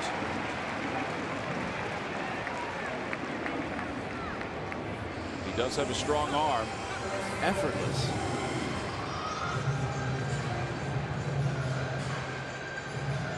Well, the Phillies will wrap up tomorrow's series with the Mets, and then the Miami Marlins come to town for 4 games. All 4 games at 7:05. It's Star Wars night on Thursday. Enjoy Star Wars characters, music, movie clips, and more. Come dressed as your favorite Star Wars character. Go to Phillies.com/theme nights for more info. And the Marlins are hot. 13 games over 500 since the end of April. As the rain falls lightly here at Citizens Bank Park, Cody Asche is up with runners on second and third. The first pitch on the inside corner. It's 0-1. Put Cody in the hole right away with a very questionable strike call. I do believe your former teammate's getting on the home plate umpire. Number 10? Yep.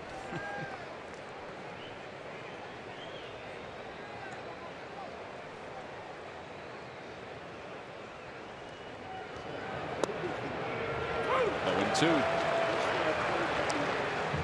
Well, you really got to reach back now if you're Cody. This is a big at bat in this ball game right here. Big change of momentum.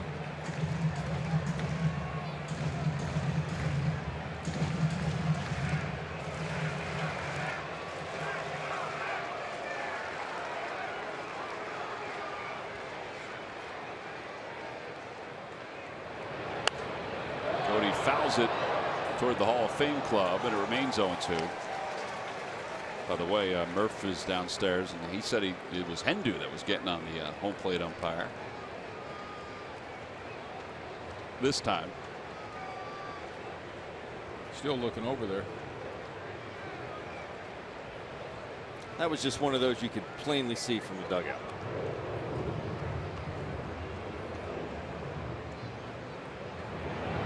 Inside, 1-2.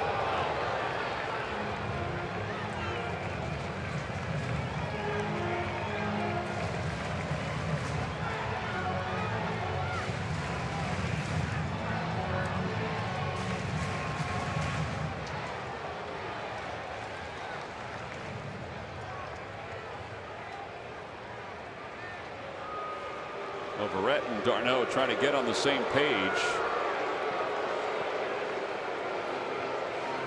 Am I crazy if I were to say I would pull Neil Walker in a bit here, maybe get him up towards the dirt a little bit? You have a pitcher at third base. It's a 2-1 ball game. Right where the umpire is right now.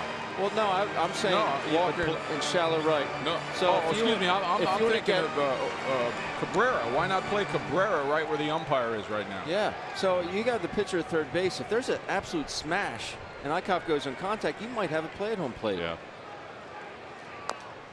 Cody trying to stay alive. Well, although Reyes is playing off the bag at third, so Eickhoff can get down there a bit farther. Well, I hear what you're saying, but if I were going to move one of the two guys in, I would figure that the guy to play up close would be the guy to take away the ground ball up the middle. So you would take away Cabrera right there. I'd take the ground ball, take away the ground ball up the middle. I'd play him just a little bit deeper than the umpire. Okay.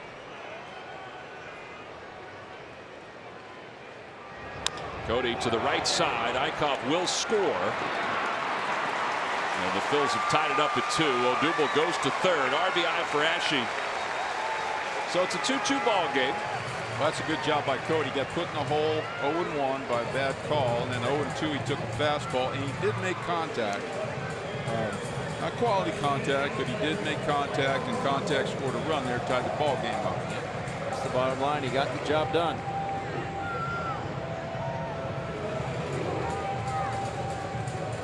Let's see if Franco can get a 2-out hit to give the Phils the lead. Another flash of lightning up above.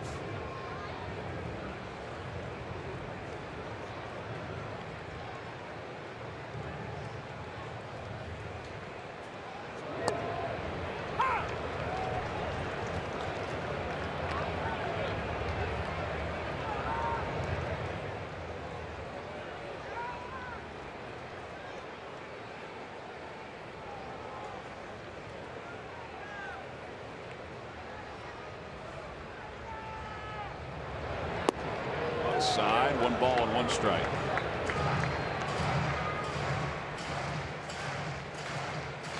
Reyes is way back at third, so Odubel can get a good secondary lead off third base.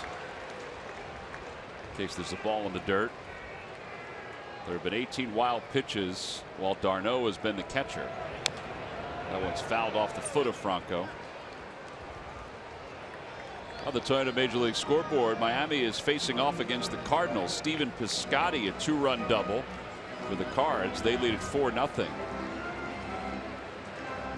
Cardinals have been plagued by a poor bullpen. They have tried to figure that out. It's part of the reason why they've not been able to close ground on the Cubs while the Cubs have struggled.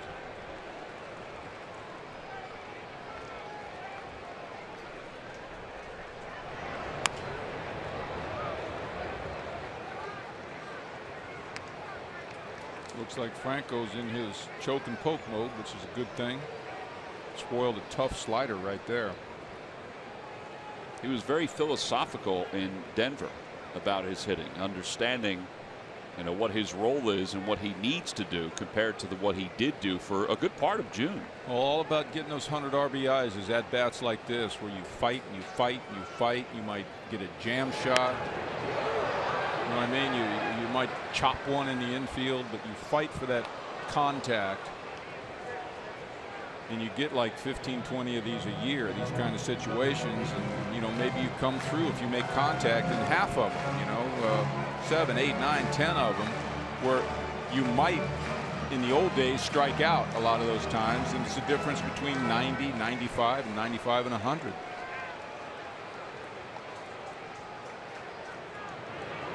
Up and in, 2-2. This old-fashioned battle right here. I mean, he's hovering over that plate. He's just saying, "This home plate's mine," and the pitcher's saying, "No, it's mine."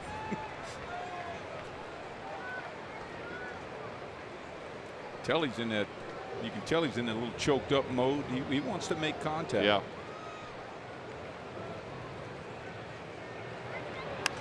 Ooh.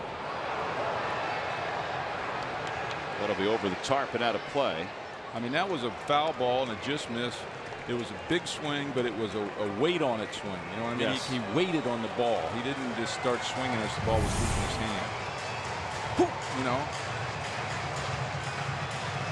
That pitch really kind of backed up on him. We see him pull his hands in there. I think he saw that well and expected to break a bit more. Now, does he look to you right now when you're looking on TV? Does he look like a guy that's doing everything he can to make contact? I would think so. That's right. He's got a different look. Sprays it foul, spoils another one. That was the 8th pitch of the at-bat. That's also the advantage of having a guy that's not a flamethrower on the mound. I'm not saying you sit off speed here by any means, but have a guy on the mound that is not going to be able to throw it by you. You know what? Nobody can throw it by him when he's in this kind of a mode. Right. That's what I would tell him. He's going to learn that.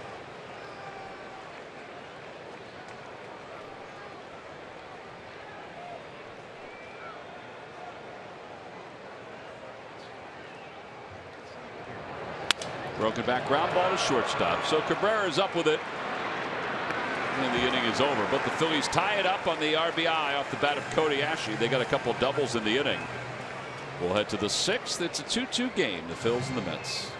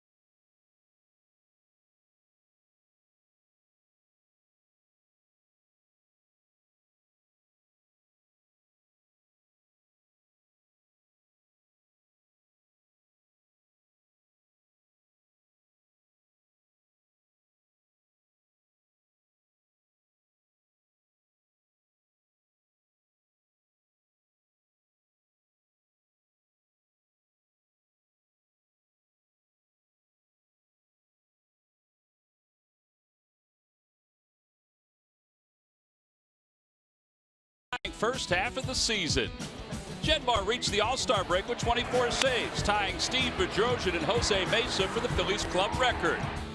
Gomez became the first Philly in history to convert 16 or more saves in the team's first 41 games. He finished the first half with a 2.59 ERA and converted 24 of 26 save opportunities. He's closing games. He's doing it with efficiency.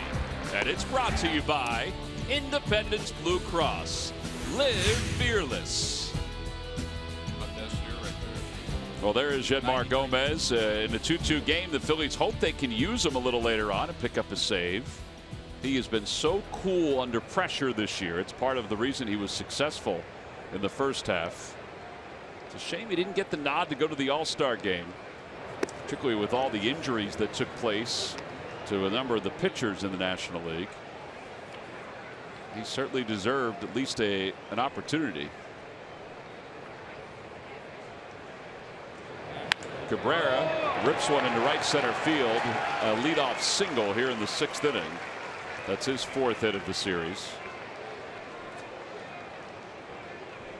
Curtis Granderson's coming up. Let's check in with Greg Murphy. Murph. All right, thanks a lot, Tom. Well, it was a great day today over at FDR Park, where the Phillies Major League Baseball Urban Youth Academy hosted its inaugural showcase tournament. It was an all-day tournament, featured 4 high school all-star teams from Philly, Maryland, Reading, and Trenton. They got a chance to play in front of Major League scouts and college scouts as well.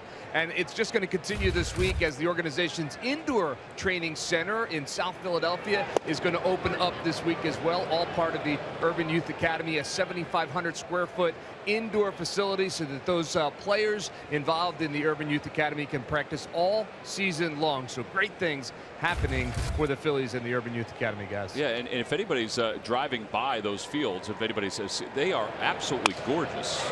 There's a one-hopper to second. Blanco to second for one. Over to first in time. A 4-6-3 double play. They are gorgeous. I drive by them all the time and I just stare at them. Man, I wish I had something like that to play on. I'm totally with you. If you watch this, we're going to see a replay here, hopefully. Watch Franco wait on this ball like he's playing catch. Turns his body.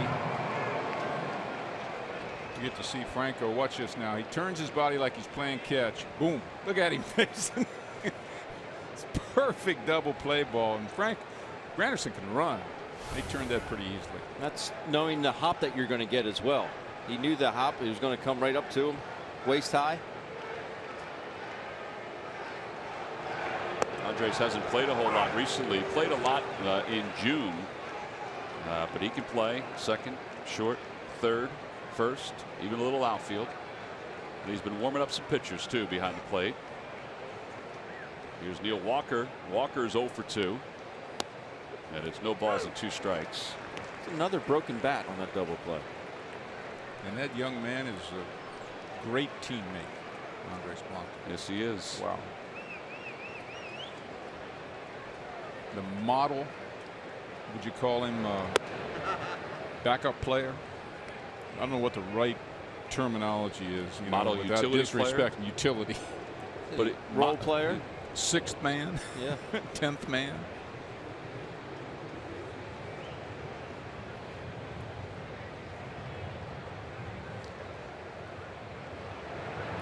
In the dirt, and it's 2-2 to Walker.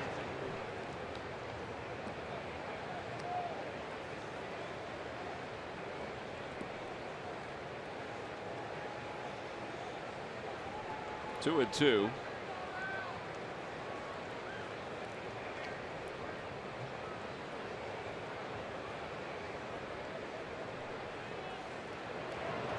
Curveball. the left side of the infield was moving. Yes, they were. Yep. Mr. Galvis has the best view of this. Ball's out. Yeah, we have a little bit of a bad angle from our center field camera, so it must have been out by about, what, a quarter inch, half inch. Carlos reacted as if it was over the plate. That was high. He goes with it. Is it a changeup? Slider. Slider. So Walker's aboard, and that'll bring Loney to the plate.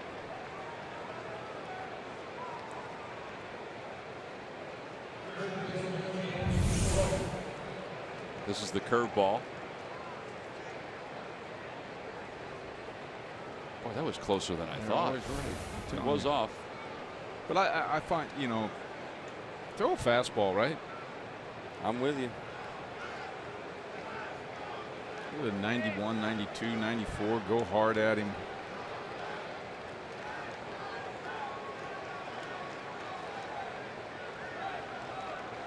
Lodi hit by a pitch his last time up. Walker draws the throw. Probably one of the big differences in the game when I played and today. I mean, you could, maybe not for me, but you could book a fastball 3-2, You could book it for me. No, 2 outs? 2 outs? 2 outs, nobody on? Yeah.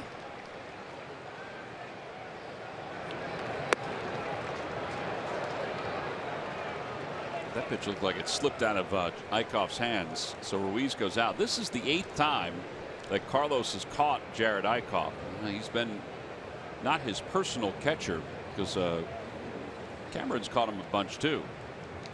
But recently it's been Carlos who has handled Eichhoff. Pete Buchanan said he's not designated one guy to be a particular pitcher's catcher. But these guys have worked well together, the two of them. Laid on a 92-mile-an-hour fastball, and it's 1-1. Eichhoff actually has an ERA of 3.9 when Carlos is behind the plate.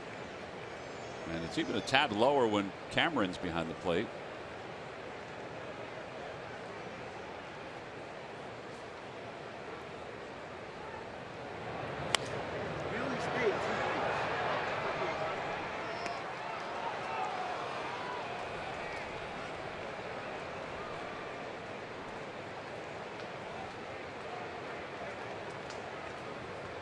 I think Loney got a base knock on that backdoor slider last time up.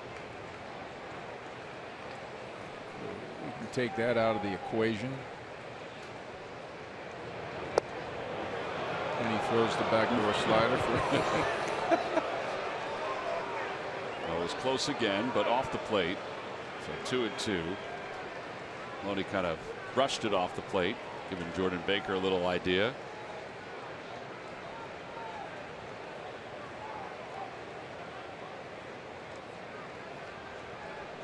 Walker takes his lead off first.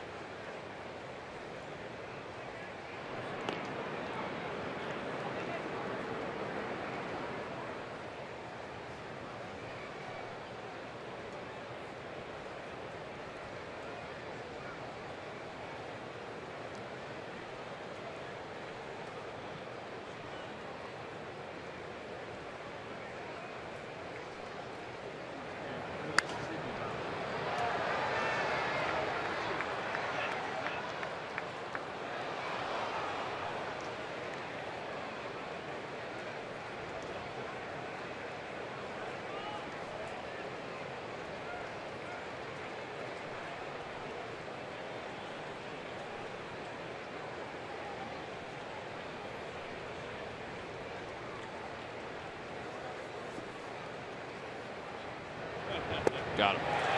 92 tailing toward the outer edge of the plate. It ran pretty good. No runs, 1 hit, 1 man left. Middle of the 6th. We're tied up at 2, the Phils and the Mets.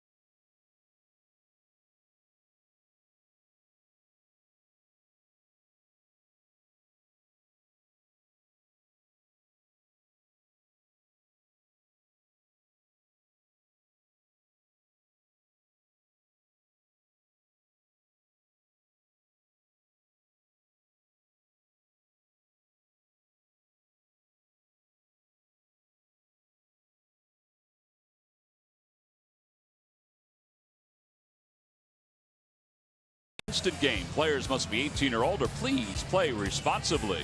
By Nissan. ShopChooseNissan.com. And by WB Mason. You can't go wrong when you buy right. Tied at 2, bottom of the 6th inning, as we roam the ballpark here in Philadelphia. Ryan Howard will lead it off. Howard homered his first time up.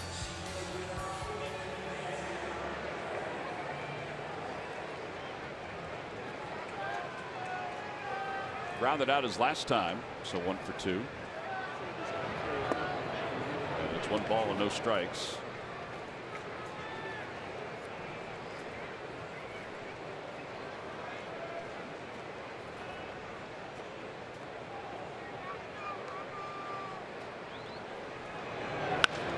This one the opposite way. That had a good sound to it. Nomoa is back. He's going to have room, and he makes the catch. No, it just died out at the track. That did have a great sound to it. It was crisp off the bat. Just needed a little bit of knuckles down, you know. So we say in golf, when you turn those knuckles down, a little bit of top hand. Nice to see his head down on the baseball there. I think he got it right on the sweet spot. I'm sure he thought it might have had a chance when he was going down to first. I think if he catches that ball just a hair deeper. Definitely too much up and not enough out. Right. Just a hair deeper. I think that ball's in the stands in left field.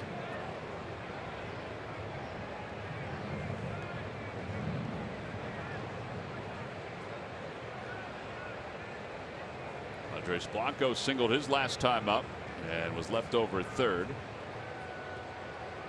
So balls in 1 strike. Swing and a miss, 0-2. Well, Logan Verrett has been pretty good tonight for the Mets. He's allowed 6 hits. We mentioned this is Matt Harvey's spot in this rotation. Harvey's out for the year. And it's kind of an audition for Verrett. Although Terry Collins knows there's a couple guys down in the minor leagues. Sean Gilmartin, Gabriel Ynoa. Those are options in AAA.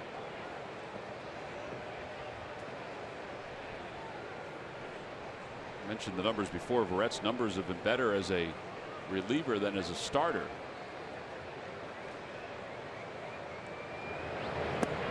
But his off-speed pitch there got Blanco. And there are 2 outs.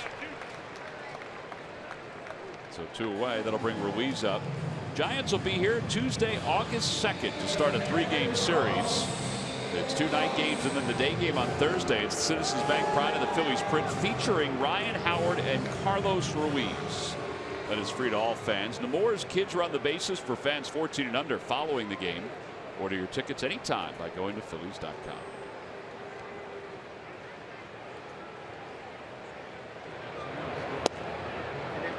We have reached 9 o'clock in the Delaware Valley.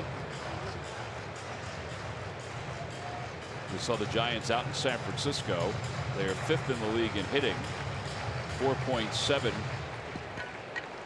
runs per game. They've kind of tinkered with their rotation since the All-Star break. It was Bumgarner and Cueto 1-2. Now it's Bumgarner and Samardzija.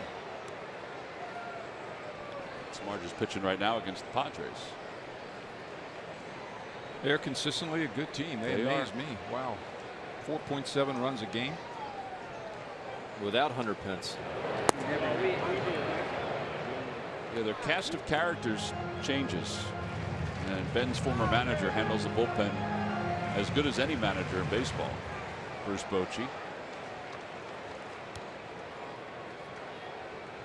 1-2 pitch to Ruiz. And he grounds it foul. 2 players on that team really became good players, and that Crawford, the shortstop.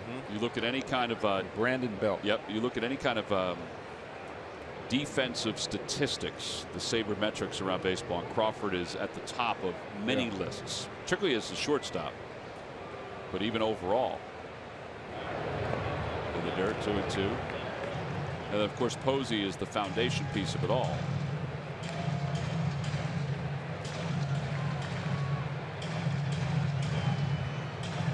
know there's lots of great players out there. You touched on Posey, but be hard pressed not to take him as one of your top 3 picks if you were to start a baseball team. You really would be hard pressed. Outside, you're talking just position players. Yeah. So if you were starting a team tomorrow, you'd be hard pressed not to pick him. In my top 3. Like if I took Harper and Mike took Trout, you would take Posey? Yeah, I would. Okay. I actually would. You say that. As Chooch gets hit in the back here, you say that with a grin on your face. That was a 82 mile an hour changeup right there, which I'm sure Chooch didn't even feel. No. I was grinning with you. I would probably maybe take Kershaw with a 3 pick. But you position player? No, you wouldn't pick a pitcher. No. Building a team around a player wouldn't be a starting pitcher. Back in the day, along the Posey lines, it'd be hard pressed not to pick Johnny Bench. Right? I would agree with that. You don't have to agree with it. No, I agree with that. Johnny Bench. Jordan Baker out to talk and break up this conversation. Joe Morgan.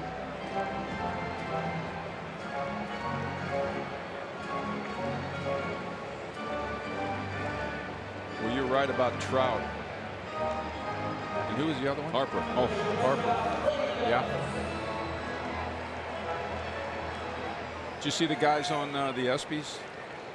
Harper and I did. Josh McDonald, Josh Donaldson. I'm sorry. Listen, they were pretty decked out, wouldn't you say? Yes, they were. Galvis launches one foul toward the upper deck. In Freddie's last at bat, we were talking, and Mike had motioned to me that he'd like to see Freddie start up a little bit higher on the bat. You take a look on the left. This is the first pitch of the at bat. He's way down. You can see it towards the end of the bat, and on the right side, he's choked up after he got to that 2-2 count. He got a couple strikes on him, went up on the bat. You'd like to see him be in that position all the time. Well, I would like to see if we can. I don't know if we can go back to that. There's a little mark on the bat right here on the one on the side. You can go ahead and write on it if you want to. That's where his left hand should be touching with 2 strikes, and he should be just like the right picture in the first 2 pitches of the at bat, up to 2 strikes. That one is out toward right field. That'll drop in for a base hit. Ruiz will stop at second. And Eichhoff will bat here with runners on first and second. It was a good base hit by Freddie there, but it would only make him a better hitter. He could wait longer. His swing wouldn't be as big. It'd be shorter and quicker. He could handle the bat more. So I just think it'd be smart of him to learn to choke up. Yeah, well, he chokes up again on this 0-2 pitch. I always said Barry Bonds chokes up a couple inches. Yeah. Why doesn't everybody? Right. He didn't lose any power. See how long everything went, but he still had his hands back. Keep those hands back and still do some damage. Eichhoff doubled his last time up and scored a run. And he hits that one foul down the right field line. And it's 0-1.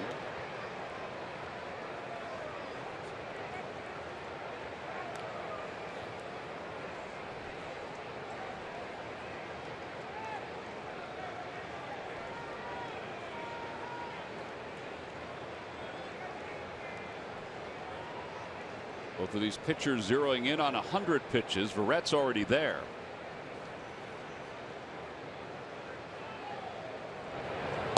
Outside, 1 ball, 1 strike. I think Eichhoff's in the 90 range, isn't he? So would this have potentially been a pinch hit, AB, if he wasn't such a good hitter? I think it helps him a little bit. Coming off of a double.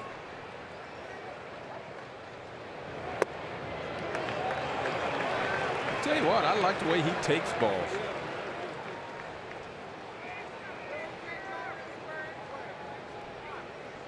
Terry Blevins is warming up in the bullpen.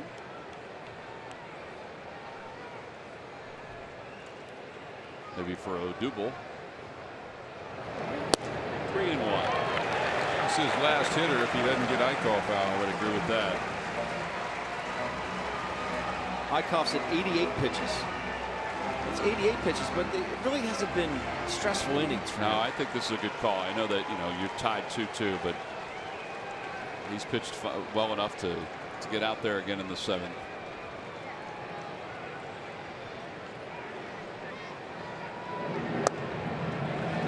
That could have gone either way.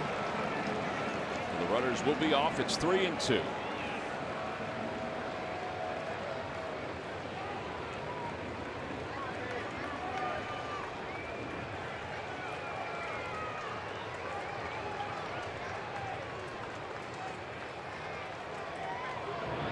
Ground ball towards shortstop. Cabrera charges, throws, and it's not in time. Coming home is Ruiz. He is out at home plate. Carlos with the element of surprise. They'll hold the defense for a moment. Carlos isn't barking at it at all. I think d'Arnaud gets his hand right here. Yep, he did. He never got the plate. And if we got to replay at first base, we might see that they got him at first base. Maybe. So it's a moot point about Chooch, but they did get him. And So it's not a bad play. It's a great hustle play. It ends the bottom of the 6th. And We're still tied at 2. It took a perfect throw to get.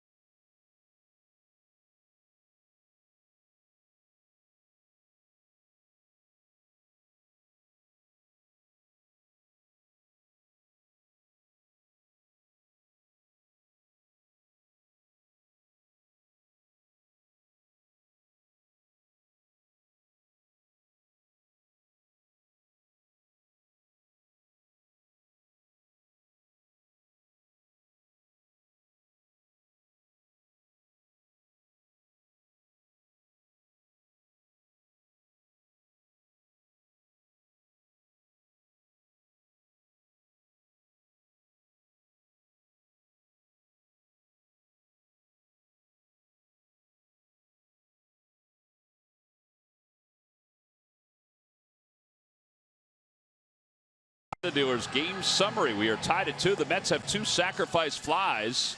That's accounted for their runs. Ryan Howard's hit a solo home run. They scored the other run the Phillies did on a ground out. Jared Eickhoff's been good through 6. He's allowed 2 earned runs. Logan Verrett very good through 6. He has scattered 8 hits during his time. So we'll go to the top of the 7th inning. Time now for our Hyundai defensive play of the game. Ben, we just saw it. As Mike said, it took a perfect throw by James Loney. It was a perfect throw. Eickhoff legs this ball out here at first base with James Loney. Always good with the glove. Give Eickhoff credit for beating this ball out. I give Loney credit for getting the quick release to d'Arnaud at home to get Chooch. You can see Chooch never gets to home plate. And that is your Hyundai defensive play of the game, brought to you by your local Hyundai dealers. So Carlos back behind home plate to catch Jared Eickhoff. Loney has been a Gold Glove first baseman during the course of his career. And even though he's toward the back end of his career, he can still pick it. And obviously could still throw.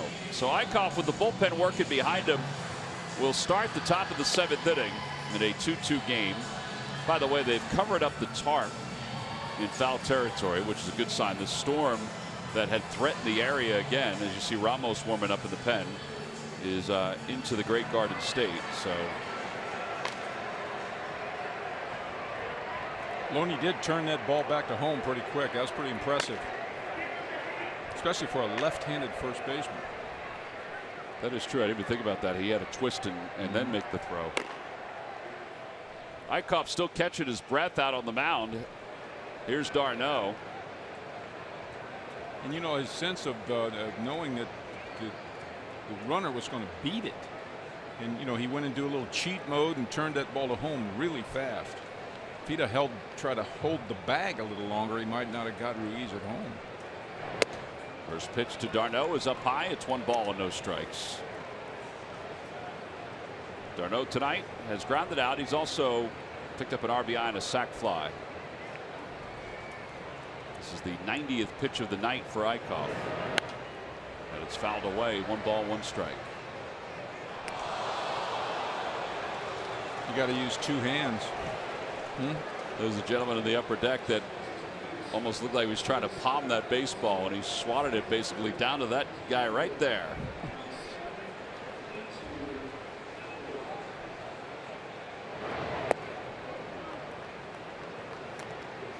Two and one. Yeah, he's second guessing himself big time up there right now. Why didn't I use 2 hands? Oh, I had a beer in the other hand. Yeah. She does not want to give up that baseball. But honey, I got it. Let me show it off. That one's pulled to left field. Is it going to stay fair? It is. It's a 1 hop off the base of the wall. And d'Arnaud will head to second base. That's his 4th, only his 4th double of the year. Well, he cleared those hips out and fired that one hand at that ball. Sometimes you got to take that top hand off, or it just kind of comes off naturally. Watch how he clears his hips on this inside pitch. Boom. Hand comes off the bat because he's firing his hips so fast. Well, Bob McClure out to the mound. Never forget that Eichhoff did sprint up the first base line to beat off that infield hit.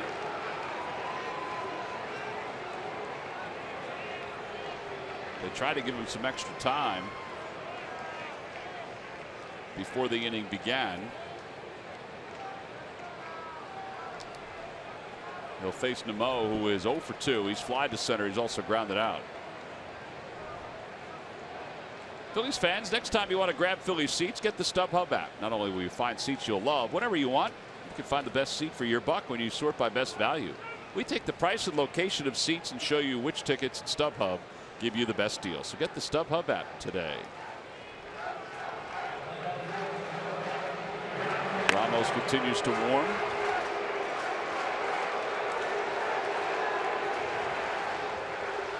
$37,000 plus here tonight. Phillies fans are trying to drown out the Mets fans in the background. There's got to be a better way to do it than booing. Nimmo out front of that curveball, and it's 0-1. I don't know about that pitch, Ben. The slow curveball when the batter's job is to roll over to the right side. It's a left-handed hitter. I think you get to pop up or deep in the count for the strikeout by throwing stuff hard up in the strike zone. I agree. Back toward the box. They've got d'Arnaud caught between second and third. Eichhoff's got to get rid of it. He does, and he is out at second base. d'Arnaud saying he got his hand back in. Eichhoff did take a long time to get rid of that baseball.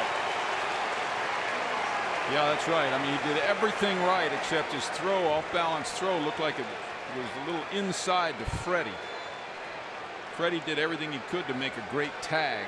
Got the call from the umpire. And Terry Collins is saying, let's review it. As a pitcher, you're taught 2 things. 1, run at the guy. 2, get rid of it. He got it in, it looks like. Yeah. It looks like he did get his hand in there before Freddie got the tag down because the throw was high. See how Freddie has to stretch for it, and d'Arnaud goes right between Freddie's legs, and his hand is on the bag before the tag. That's a big play, potentially a big play too. Huge.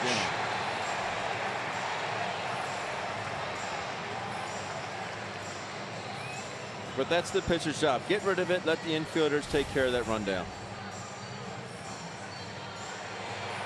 Boy, that's got to be a frustrating feeling for Well, I don't think he did anything wrong other than make a little bit of a bad throw. I mean, if that throw is 2 feet more to Freddie's right, I mean, it's an easy play. If he doesn't have to reach for that throw, we're talking about inches. Should he have gotten rid of it earlier? Yes.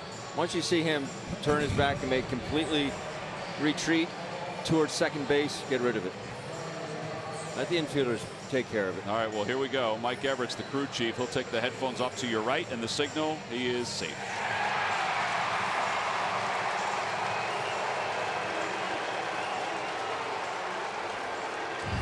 Amazing, there are a lot of Mets fans here. Yeah. So Jared runs at him, which is a good job, gets him, but once you see him start going right there, let it go.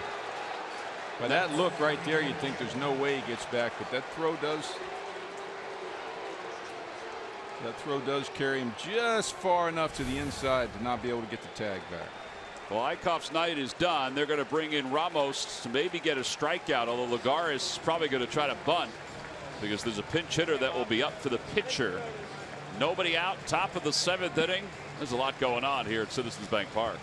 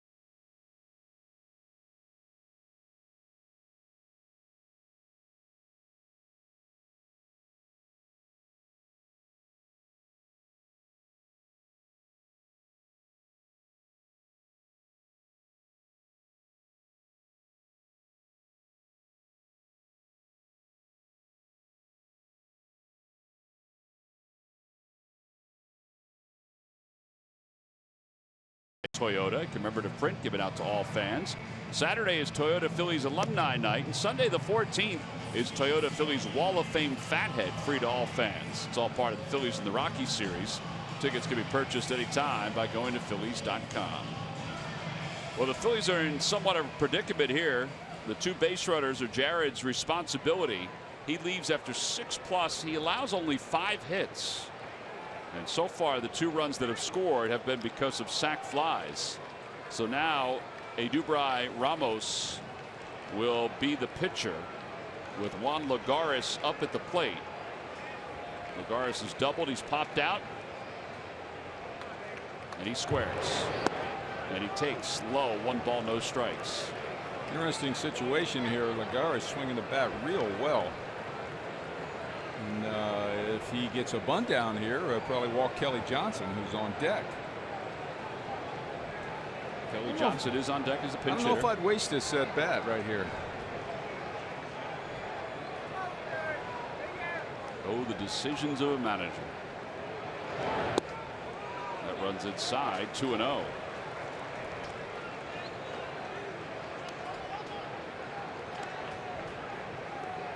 Then you have Jose Reyes if they do walk Kelly Johnson. So I'm sure they've thought it all out. Maybe they're thinking, all right, we have 2 sac flies already. Even if they walk Johnson, maybe we can get a 3rd. Here's the 2-0 pitch coming. And Lagares bunts it toward 3rd. That's what you're supposed to do in that spot. And Franco just barely gets it over there in time. The sacrifice is successful. 5-4 on the putout. 3rd to 2nd. Blueprint bunt right there by Lagares on a 2-0 fastball. Great play by Blanco. Nice stretch. All right, so you're walking Kelly Johnson here, guys? Is that your thought? Let's see the stretch first.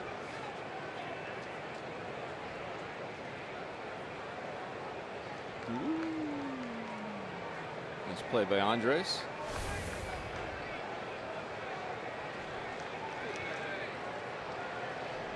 Apparently they're not. Kelly Johnson hitting .243 this year. Second tour of duty with the Mets. And he takes a fastball outside. 95.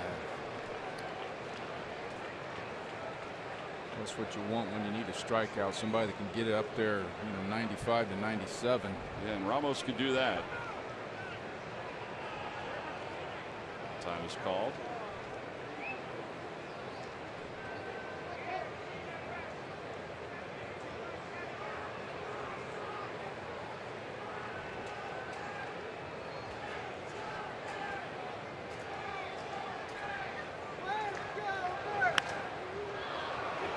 Fly ball left field. Here we go again.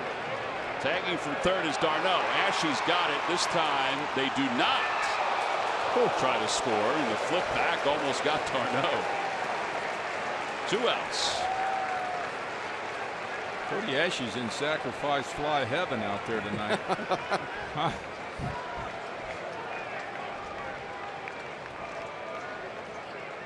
This one he got his feet under him a little bit, and you definitely can't send him on this.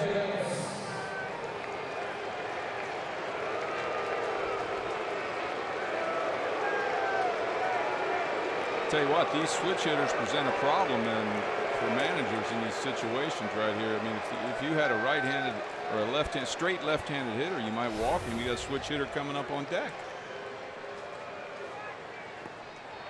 Reyes waves at the first pitch, and it's 0-1. I think if you were to ask Pete why he did not walk Johnson, is because Ramos is a strikeout pitcher. In that situation there, you need a strikeout. This is the guy you'd like to have on. Someone like Ramos or Neris, guys that are, if you have someone like a Jemar Gomez who pitches more to contact, I think you might have seen Chooch stand up and put his arm out. But you know what? Even if you do walk him, Reyes is probably not a double play candidate. Particularly from the left side. Yeah, plus you might call him a contact guy, right? So you're putting him up there with the bases loaded. There's no room to, make good pitches. You don't want to go to a three ball count. So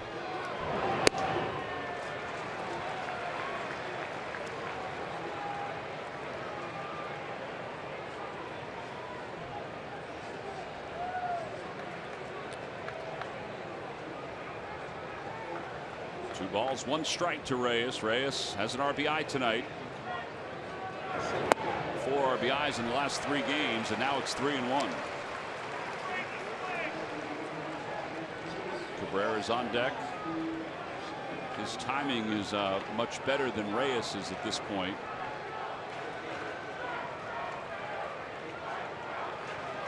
Young Ramos against the seasoned Reyes. And a 3-1 pitch. He holds off, ball 4, and that'll load him up.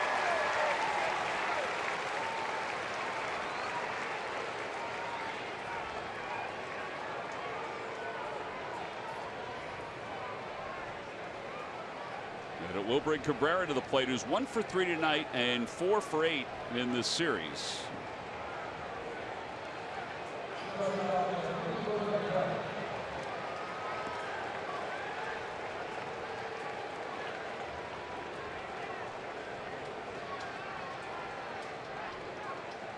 The bases are loaded. d'Arnaud is at third. Nimmo is at second, and Reyes at first. how about watch your first pitch here, Ben? That's the truth. He was swinging first pitch. It didn't matter if it was a strike or not. 0-1. Another nice play by Chooch.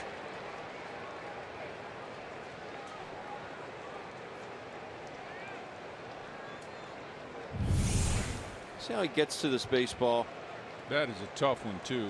He gets around it. Yep. It's like hitting a sponge when it hits him.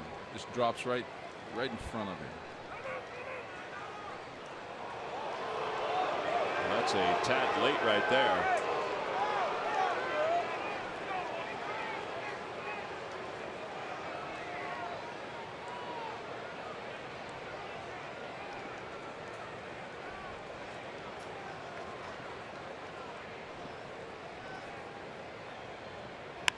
And a liner out toward left center field. Ashe comes in, makes the sliding grab, and the Mets leave them loaded here in the top of the 7th inning.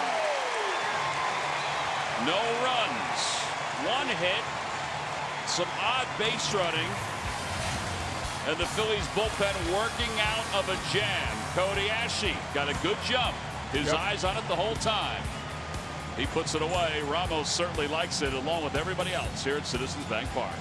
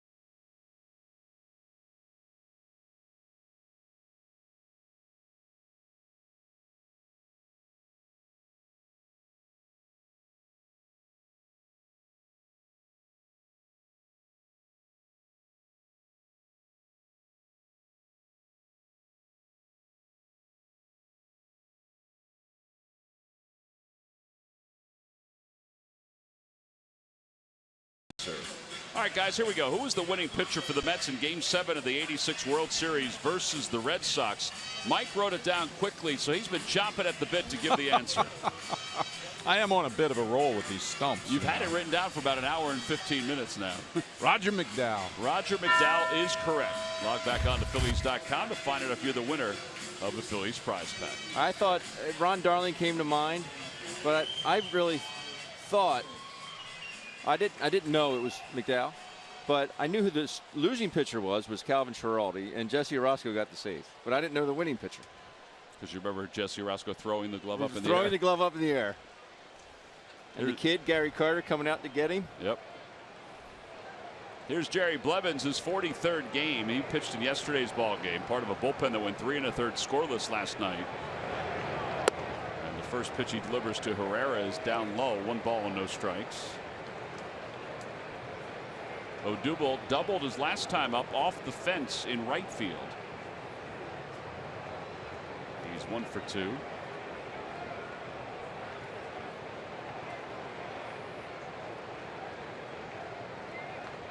He bunts in the air, foul. And it's 1-1. Good idea. Even with Reyes at third, make it perfect or make it foul. You got a great chance for a hit. Reyes made an unbelievable play last night on the bare hand where he cut over to where a shortstop would charge in. Made it look easy against Tommy Joseph.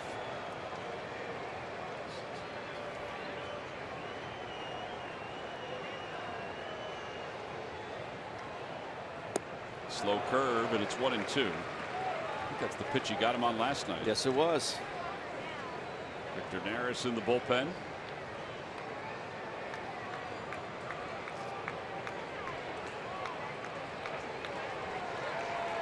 Does Jared Eichhoff buy Edubrai Ramos a steak dinner next road trip?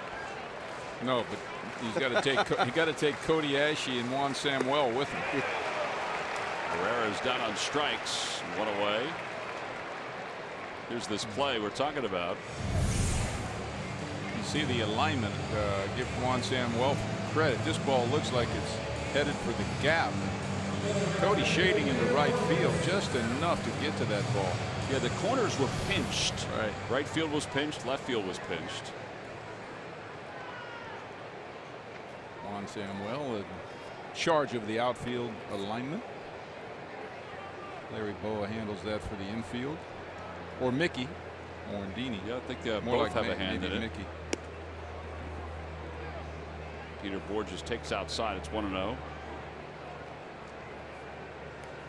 Tell you what, they had coaching staff here. They got some serious experience in baseball in this coaching staff.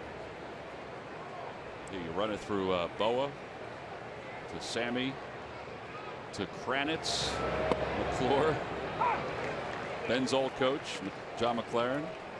Well, it's one thing to have that experience. A lot of guys have the experience. They don't know how to relay it to players, to younger players, in a way that they can grasp it and use it to their advantage.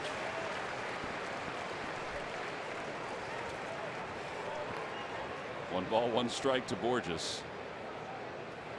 Curveball. Oh, that might have come around.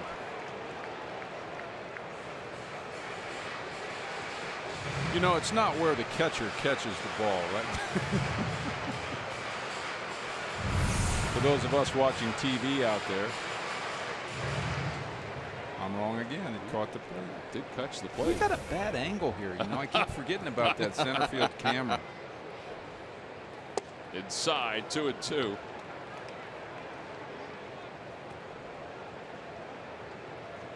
Amazing how often the old umpires behind the plate are right, isn't it? You think they're wrong?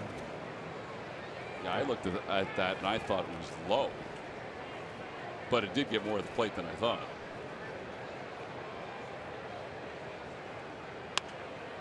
Get out to short. Cabrera's up with it. And it goes right on by Loney. Peter Bourjos does not even flinch to second. Now, does that counts as a reached base? That's a good question. I don't think that counts as a reach base. It's got to be a walk, a hit bat. Well, he's standing on it right now. He is standing on it. He's got the longest, doesn't he have the longest streak going right now?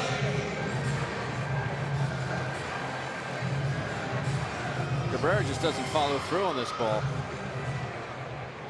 Gets rid of it quickly because he knows of Peter's speed, but doesn't follow through, airmails it. Well, that's his 10th error of the year. Yeah, this is one of those where I'm 99% sure it doesn't count. He's reached base safely in 22 straight.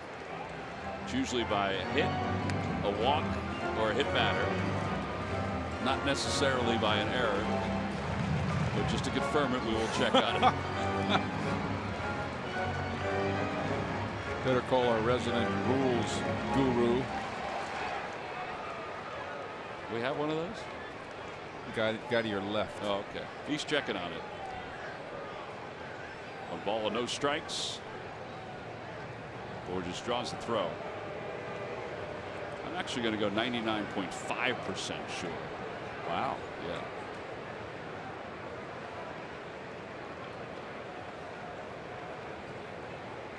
I think you're right.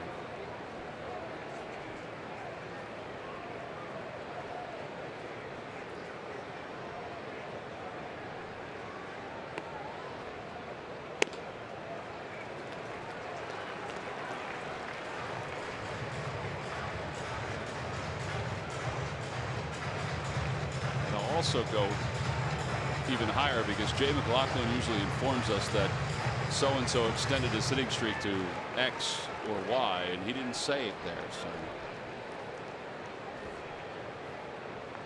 2 balls and no strikes to Cody Ashe with a runner at first. 3-0. All right, so Cody's got a 3-ball, no strike count. Hansel Robles is warming up in the bullpen, probably for that guy right there, Maikel Franco.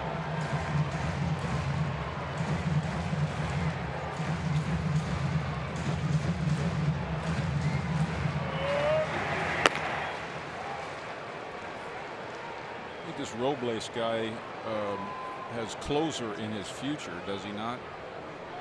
Watched him pitch last night.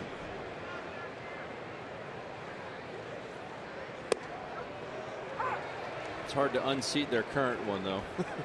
Familia. But I do like his stuff, Mike. It's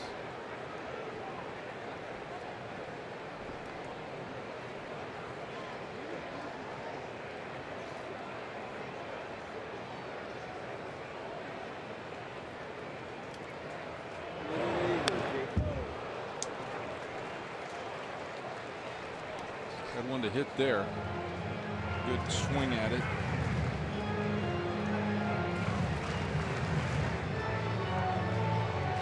Our rules guru has gotten confirmation that it does not count.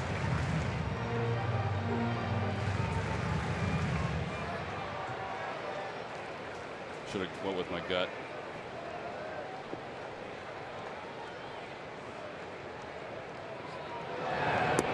Ball 4. Ashley draws a walk. That puts runners on first and second. Terry Collins is going to bounce out of the dugout. Here he comes. And with one man down, we'll get another pitching change for the Mets. They'll signal for the right-hander to come in. So Robles will come in to face Maikel Franco, looking cool, calm, and collected. So Blevins is done after a third of an inning. And Robles pitched in last night's ball game. We'll check into tonight's ball game. Let's see if the Phillies can cash in against the Mets bullpen, which was perfect last night. 3 1/3, 1 hit, and no run allowed, and he was part of that. We'll be back right after this.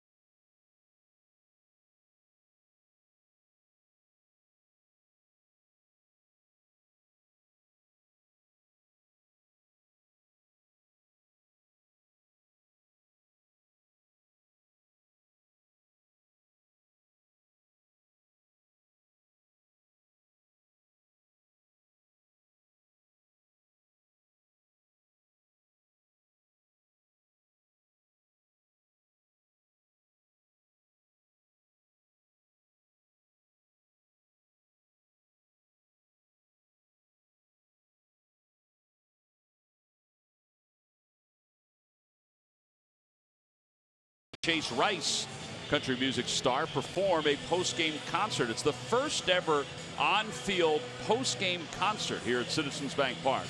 Your game ticket is also your concert ticket. There's no additional purchase. Make plans for a great post-game concert at this year's Country Music Night. Order now at Phillies.com/Chase Rice.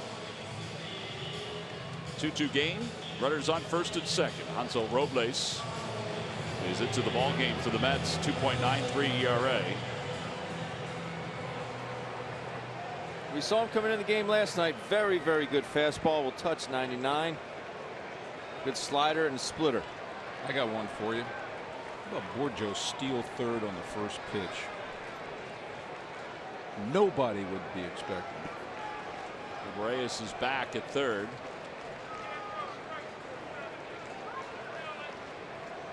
Only if Cody follows. I was going to say, does Cody follow?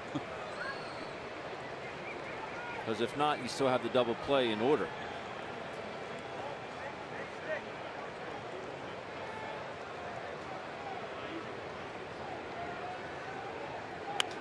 Off off the hands into left field, a base hit. Borges speeds around third. He'll score, and the Phillies take the lead 3-2. Maikel Franco, his 54th ribby of the year. Well, we didn't need to steal third. The jam shot's a beautiful thing, isn't it? When it just carries over the infield. Sure. He's got a nose for these RBIs. That ball is a foot inside. Clearing your hips, getting your hands in there. Exactly right. He cleared his hips out. Kept it fair. That ball laid on that bat. It ball laid on that bat, and he threw it out to left field. That's what you want. You want to get a guy like Franco to get a knack for getting RBIs. There's a knack to it, man. I'm telling you. Make a habit out of it. Of course, you need guys on base in front of you. Well, here's Ryan Howard, 1 for 3. Runners on first and second.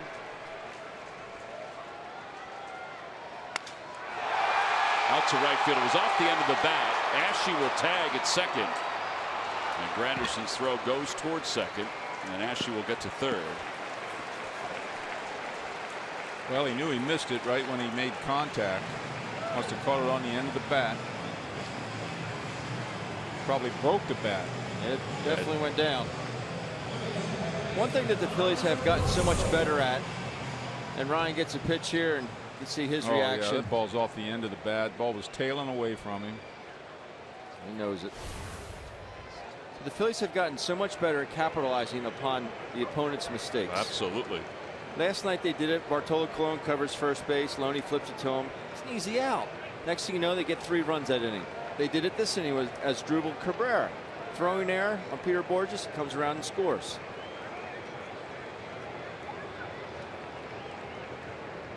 Franco is short lead off first. Ryan still running that at bat through his head. Well, it wasn't really a just miss. It was, you know, he tried to hook a ball that was like outside corner running away from him. He tried to hook it to right field, so it really mechanically was you know, a poor offering at the swing. Yeah, he's talking about that ball running away.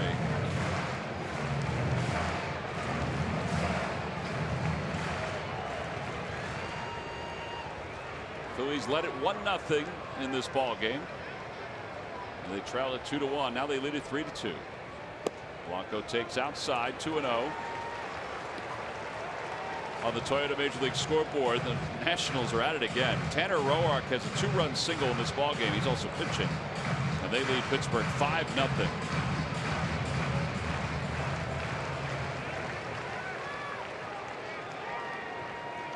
So much for a tough start to the second half for the Nationals.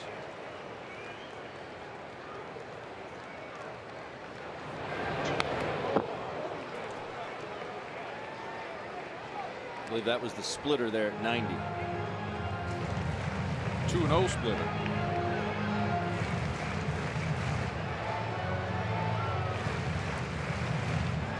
The run is charged to Blevins. It's an unearned run.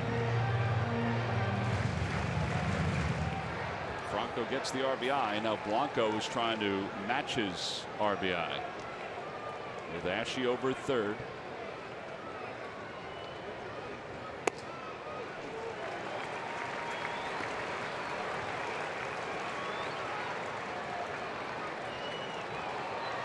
Well, he gets about all he can out of that arm, too. He reaches back and long arm.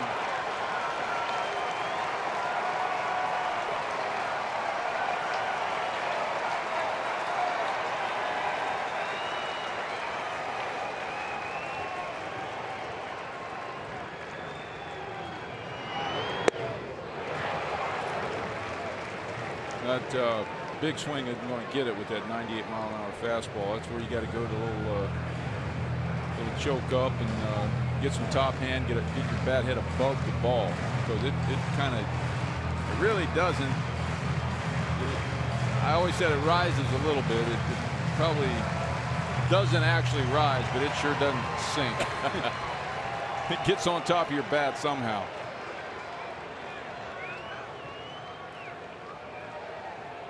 Franco goes 3-2 foul back, so Michael has to come back. See Robles' reaction there. Not very happy with the location of that full count pitch.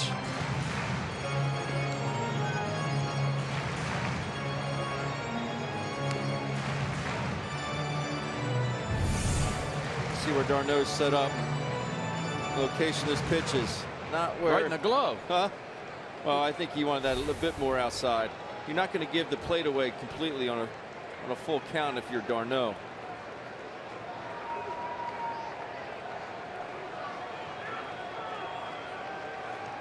Runner goes again from first. Pitch is bounced out towards second. Walker throws him out. Inning is over. Phillies, though, take the lead. They do so on an RBI single by Maikel Franco. On to the 8th inning. It's 3-2. Phillies on top.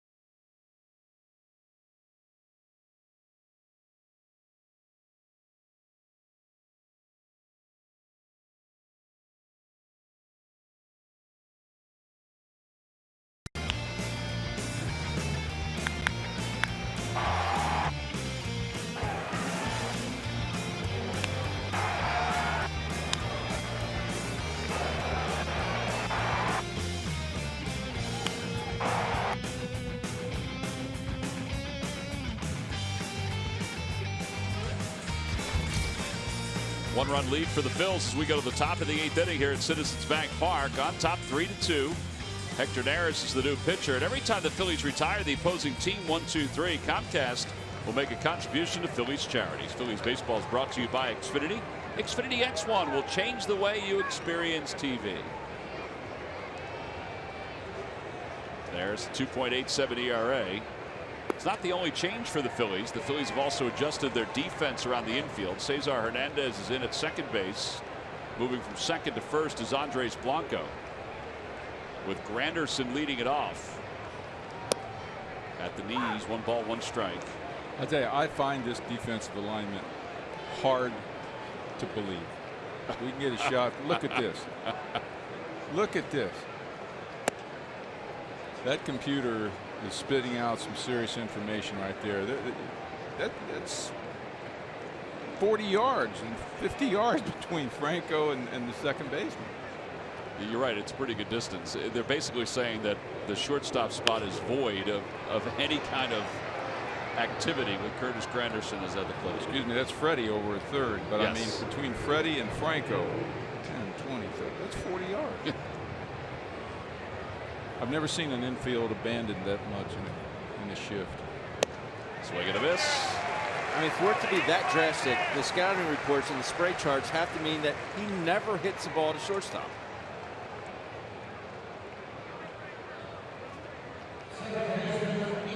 I'm sure that's what they have in the dugout.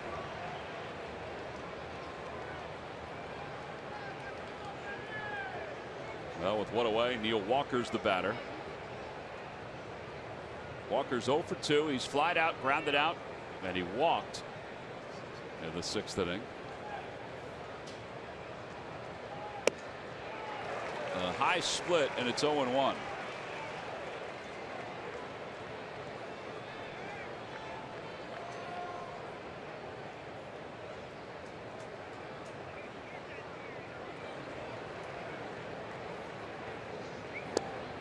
A lower split, and it's 0-2.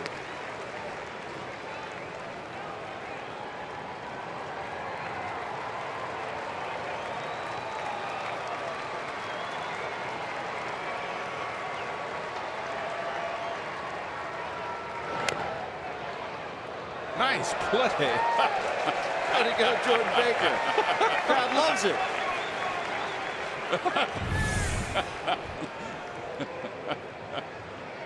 That's that right. has a chance of being a Hyundai, doesn't it? Yeah. A Hyundai. Boom. I think if Carlos Ruiz took a jump shot, he'd swat it away.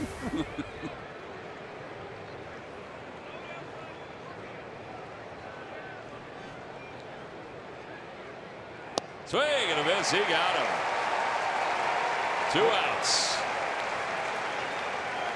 With 2 away, it's time to get updated on what's going on around baseball. Here's Greg Murphy. Murph? All right, thank you guys. It's our greater coverage of baseball presented by T-Mobile. So the Royals got some good injury news today as they welcome back their closer, Wade Davis. He had been battling a strain in his forearm. Manager Ned Joe said there'd be no restrictions for Davis as he comes back tonight, and he would go back into that closer's role. Not good news for Daniel Murphy of the Washington Nationals. Second straight day that he has been out of the lineup with a bad hamstring. However, Dusty Baker saying they don't think it's too serious. They are hopeful that Murphy will be back in the lineup tomorrow. He is, of course, the National League's top hitter so far. And an honor for Torrey Hunter in Minnesota tonight as he goes into the Twins Hall of Fame. Played 12 years for the Twins. He was a clubhouse leader for them. 4 American League Central titles during that time. 9-time All-Star, Gold Glover as well. Torrey Hunter, well deserving of the Hall of Fame for Minnesota. Yeah, they were really promoting that big time when we were out there. In fact, he is being honored. John Gordon, former broadcaster, being honored as well. Murph, are you staying hydrated tonight? Drinking lots of water. Yes. You how are your legs? Are they ready for the Tour de Shore tomorrow? Well, we will find out tomorrow. Yeah, it'll be an early morning, about 5:30 tomorrow morning. Gonna pedal down to Atlantic City, 65 miles. So pedal fast, right? You're gonna pedal fast. I'm gonna just try and get there, Tom. That's all I'm gonna do. Just gonna slow, try to fast, get there. however it works. Well, the numbers on the website for the Tour de Shore, the contributions, it's remarkable the amount of money that is being raised this year for that event. Yeah, we are really excited. $966,000 and counting. Trying to get to that $1 million mark by tomorrow. So very excited. Wow. And that'll, a lot of money that will help a lot of different people, first responders in and around the Delaware Valley, police officers, firefighters, military members as well, and their children. So we're very proud of that. Yep. All right. How many members are on your team now? I have about 65, but 2,500 riders altogether for tomorrow's event. You wear? Is it green this year? The color green for your Team Murphy? Team Murphy's always green. What color do you think it'd be? Yeah. I'm just trying to make conversation with the young man. Murphy, you have one of the bigger groups? Yes. Yeah, we have one of the bigger teams. Of course he does. Yeah. It's really just one big happy group. 2,500 strong. Well, Ben will put you over the top as far as the million goes. Thank you. 1 ball and 2 strikes. Murph will keep us updated tomorrow. He'll have his GoPro on his helmet, so he'll be getting some good video. Will Matt actually be following you with the camera tomorrow? I've asked Matt to jog alongside of me. He could. If he could. Yeah, I know he could. Yeah. So we'll make that happen. All right. 1 ball and 2 strikes to Darnell with a runner at first. Fills her up by 1. A chopper over to shortstop. Charging Galvis has time. Throws on the run in time. And the side is retired. No runs, 1 hit, 1 man left. We'll go to the bottom of the 8th inning. The Phillies hanging on to a 1-run lead.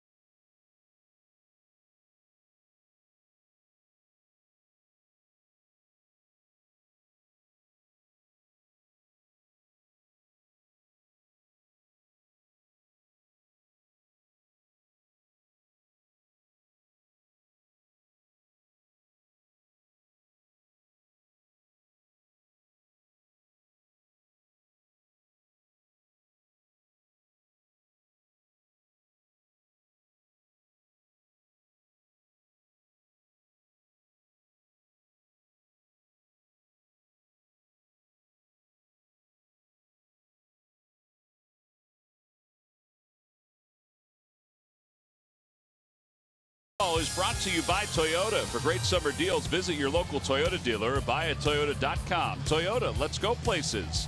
By McDonald's. Stop by McDonald's today and enjoy the new McPick 2 for $2.50 menu. Loving it. And by your local Ford stores. Well, mom and daughter getting a character during today's ball game. You can do that here at Citizens Bank Park. They do some great work. We move to the bottom of the 8th inning. And Eric Goodell will be the new pitcher for the Mets. Does that sound familiar? Well, it should. He is the older brother of Tyler Goodell, Phillies reserve outfielder. Carlos Ruiz leads it off. And it's 1 ball and no strikes. There was an anticipation earlier this year that these two guys would get a chance to face each other, Tyler and Eric, but Eric was on the shelf with an injury. Off the outside corner, and it's 2 balls and no strikes.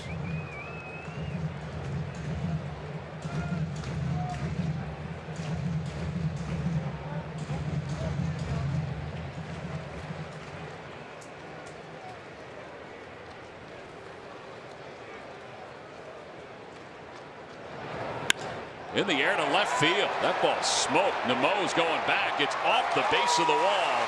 And Ruiz will pull into second base with a leadoff double. Chooch with his second hit of the night. Ringing double to left center. On a 2-0 fastball. That's good to see. On base 3 times.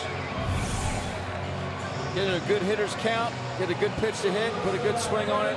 That was crisp off the bat. Right to the base of the wall in left center.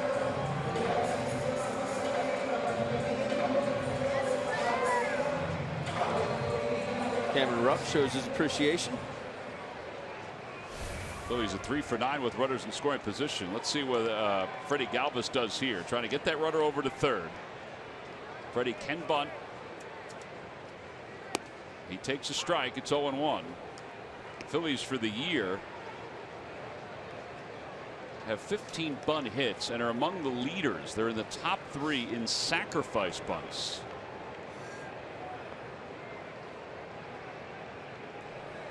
Loney is creeping in at first. And Goodell deals. And Freddie bunts it foul. And it's 0-2. Freddie slams his helmet with his bat. He knows he needed to get that bunt down.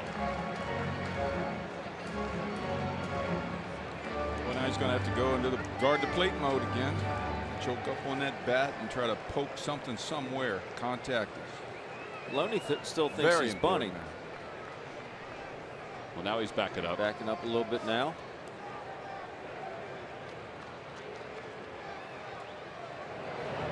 He does. Yep, he does get him over. In fact, Freddie nearly beat that out. This time Carlos does not advance toward home. I know that with an 0-2 count right there, getting the rollover and advancing the runner. I thought maybe that might get a wave to the dugout. Take a look at the replay here. Loney has a tough time getting out of his glove, or his first baseman's mitt, I should say. Yep. Full Mickey Morandini doesn't say anything. Yep. They got it right. You usually look over if Mick cups his hands. Good job. Yeah, well, he's doing a little tutoring about the bunting part of it too. The infield is in. Cesar Hernandez is the batter with a runner at third. Cesar fouls it back. It's 0-1. I know that goes against Freddie's batting average because it wasn't sacrifice, but that is a great job, like you said, Mike, of getting that ball down on the ground to the right side. 0-2 count. Probably was a questionable pitch on an 0-2 to be that close to the strike zone, and not maybe something that, you know, high and hard in the top of the zone, maybe get the strikeout or the pop up.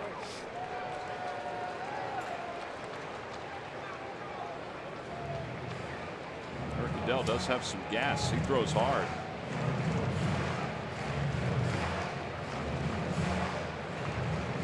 to find out about the relationship between Eric and Tyler. Paul Schwedelson on Philly.com had a really good story today about the two. Talking about his sister. I don't know which hat to wear. Do I take the Mets hat off, put the Phillies hat on when Tyler's up? That ball gets away from d'Arnaud. Here comes Ruiz. They flip toward the plate, and he is safe at home. And an extra run for the Phils. It's a 4-2 ball game. A wild pitch. That's why that secondary lead is so important at third base. Always anticipating the ball in the dirt. Good base running. And that's how important Freddie Galvis making contact is in the at-bat before that. Goodell just sets a fastball away. He just spikes it. He spikes it. A strange slide right here. Wow. I think he slid with the wrong leg, didn't he? Yeah, it's kind of a weird slide, but it did the job. Tell him, Chew. Speed kills. 2-2 to Hernandez. Seriously though, didn't he? Usually you would slide with your, if you're Ruiz, you'd slide with your right leg forward.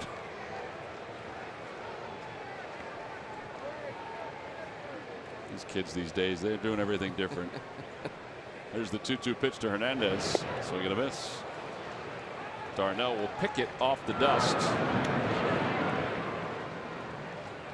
That turned out to be big. Introducing Storm Ranger 10 from NBC 10, the only Doppler radar system on wheels. It goes to the storm before the storm reaches you. For the most accurate, most reliable weather information anywhere, trust your NBC 10 First Alert weather team and Storm Ranger 10. Count on it. Well, Tyler, watching Eric exit the mound. The two of them traveled to the All-Star break back home and then traveled back to Philadelphia together.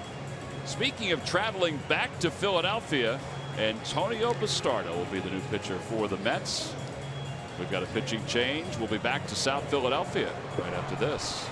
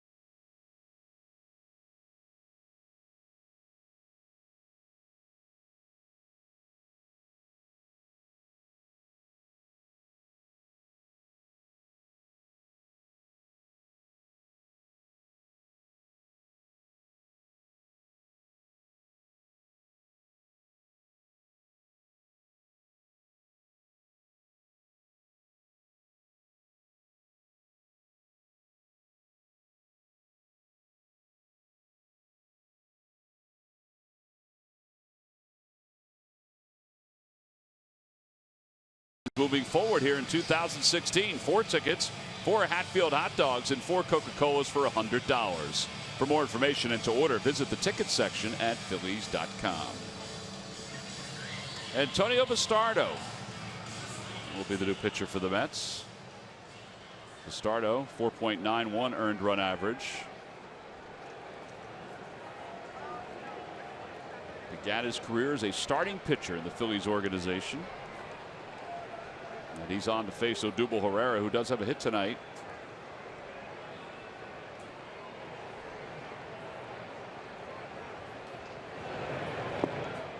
No balls and 1 strike. I don't think he saw that pitch right. You don't think? Nope. There's Genmar Gomez warming up in the bullpen. Right now it's a safe situation. Phillies up by 2, 4-2. Mike and I were just talking during that break. That's a huge run there. And that's just a product of the Phillies doing the little things to manufacture a run.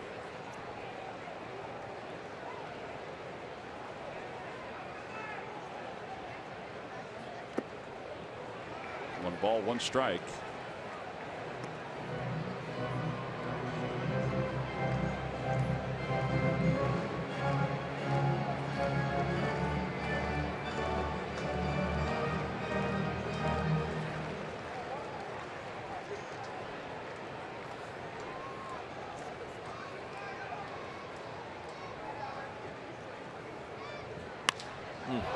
Out to left center field. Lagar is on the run, and he'll get there to make the catch. Phillies will settle for the one insurance run. Yep, it's big.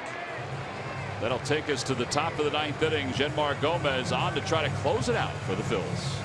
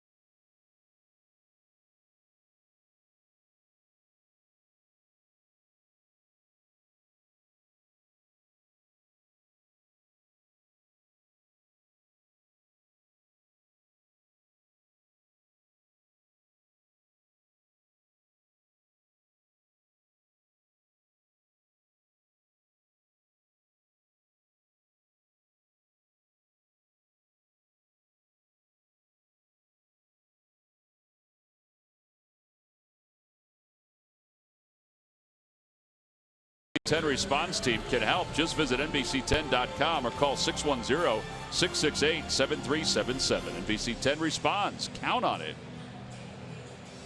We move to the top of the ninth inning. The Phillies on top 4-2. It has been a nice day here at the ballpark. Rain aside early on. Photo day, which was a great success as always, even with the rain. A crowd of more than 37,000 on hand. There's electricity here at the ballpark that you can feel, which is great. And now Jeanmar Gomez is on to try to close out a potential Phillies victory, looking for his 25th save.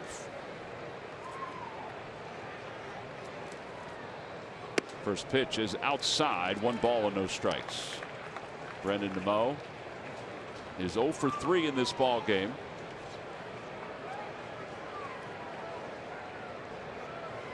Jeanmar Gomez has been one of the better stories in baseball.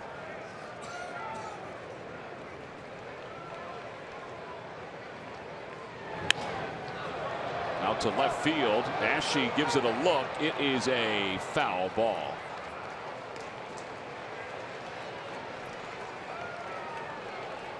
Kind of breaks your need right there. Ball goes a little bit foul, doesn't stay fair.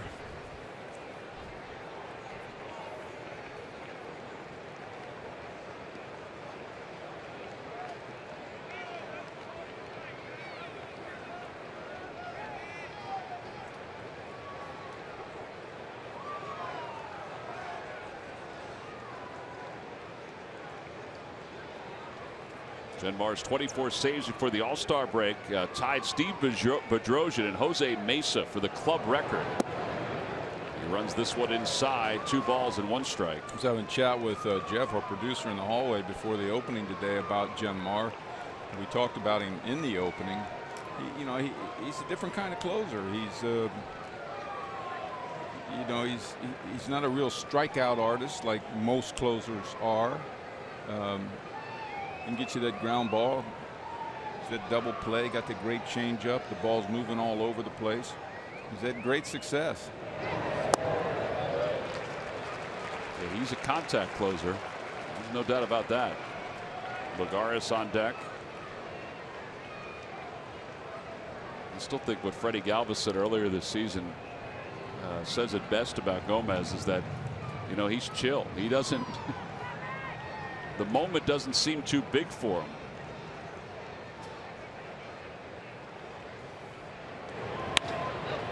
Fly ball left center field. It's not deep. Cody Ashley calls off Herrera. One away here in the 9th inning. Well, tomorrow, don't forget, we'll wrap up this series 1:35. First pitch will be on the air at 1:30, and the Phillies' big Sunday show. Get everything started at 1 o'clock. What Genmar does to me is he keeps the bat off, or the ball off the sweet spot of the bat a lot. You know, it's that late movement, and he's a tough guy to drive the ball on. He's not a tough guy to make contact on, but he's a tough guy to square up.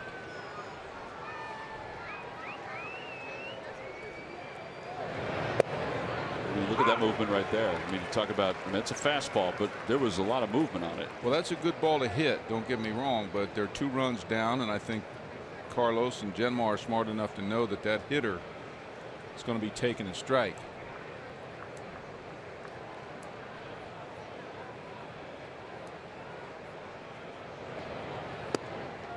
It's funny, watch Ben Carlos's glove there. He looks like he's setting up off the plate. Yeah.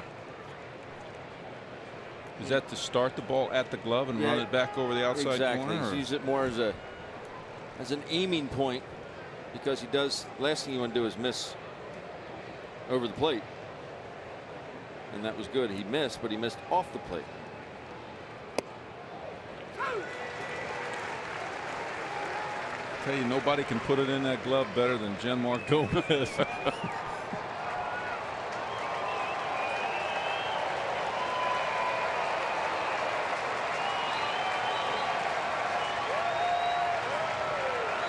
One ball, 2 strikes. Alejandro De Aza's out of the on-deck circle to pinch hit. And a fastball, strike 3 called. Well, he can ring it up every once in a while. That ball painted the outside corner. Lagares froze on it. I think he might have thought it a little bit high. He just look at that thing run back over the outside corner. Thing of beauty. I'll tell you, we giving Genmar a lot of credit, but I give Carlos Ruiz serious credit for his pitch choice in that at bat for sure. But how do you not give up on that if you're a right-handed hitter? Comes out of his hand, you see spin, you see ball, and then it runs back over the plate. And De Aza takes strike 1. 0-1.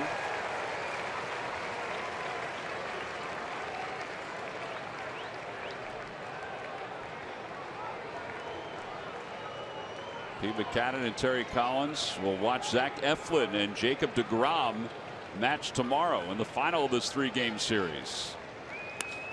Out to center field. Odubel Herrera is there, makes the catch, and the ball game is over. The Phillies come from behind and win it 4-2. That's 25 saves for Genmar Gomez. He works a 1-2-3 top of the 9th inning. Carlos Ruiz is our Chevrolet player of the game. A double, a single, a run scored. Tried to make it 2 runs. He might have got a little aggressive. Also called the game tonight for Jared Eickhoff.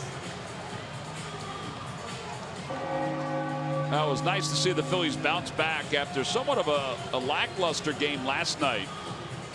Got good starting pitching. Time now for our WB Mason delivery of the game, and Maikel Franco up there in an RBI situation thinking I'm going after that first pitch. And he gets a fastball way in off the plate. How he pulls his hips and his hands through the way he did is beyond me. But it's a hit for Maikel. Peter Bourjos scores the winning run. This is just a very, very nice job of hitting. That's your WB Mason delivery of the game. All right, so the Phillies win it 4-2. Let's go down to the field. Greg Murphy's with Carlos Ruiz. All right, thank you very much, Tom. Yeah, 2 big hits in this one, and of course the late run scored as well. Carlos, you don't get an opportunity to play every day at this point, but when you do, you're making the most of it. How do you stay fresh to make sure that you can when you get in there? Yeah, personally, I'm real happy with this win, and I think the pitcher, they do a great job. We do it together. Everybody has a good energy right now, and then we try to put everything, like a team together, and so. That was a great win. I feel great, and I'm real happy. It looked like you were trying to show off a little of your speed tonight. You were showing you're a little runner from third base, and you scored that run on the wild pitch. We don't often get to see your speed. Yeah, that's the one thing, that we're always talking in spring training, from spring training to now, try to be aggressive in the base, a lot of things can happen, when you hustle, and my leg feels good today, and I hope it continues that way. They look good. Tell me a little bit about what Jerad Eickhoff's able to do, consistently keeping this team in games and giving them a chance to win, and then the bullpen comes in and does their job. Yeah, he do an outstanding job today. Matt, they have a great thing, and he was working real hard, and they keep the game close. They give it a chance to score some run and get a W. Carlos, we always appreciate your time. Thank you. Guys, back upstairs. All right, Murph, thank you very much. We appreciate that. Here's Carlos Ruiz, a little insurance run. He may have gone in with the wrong leg, but he got in there. That made it a 4-2 game. Jedmar Gomez closed it out after that. We'll be back to wrap it up right after this.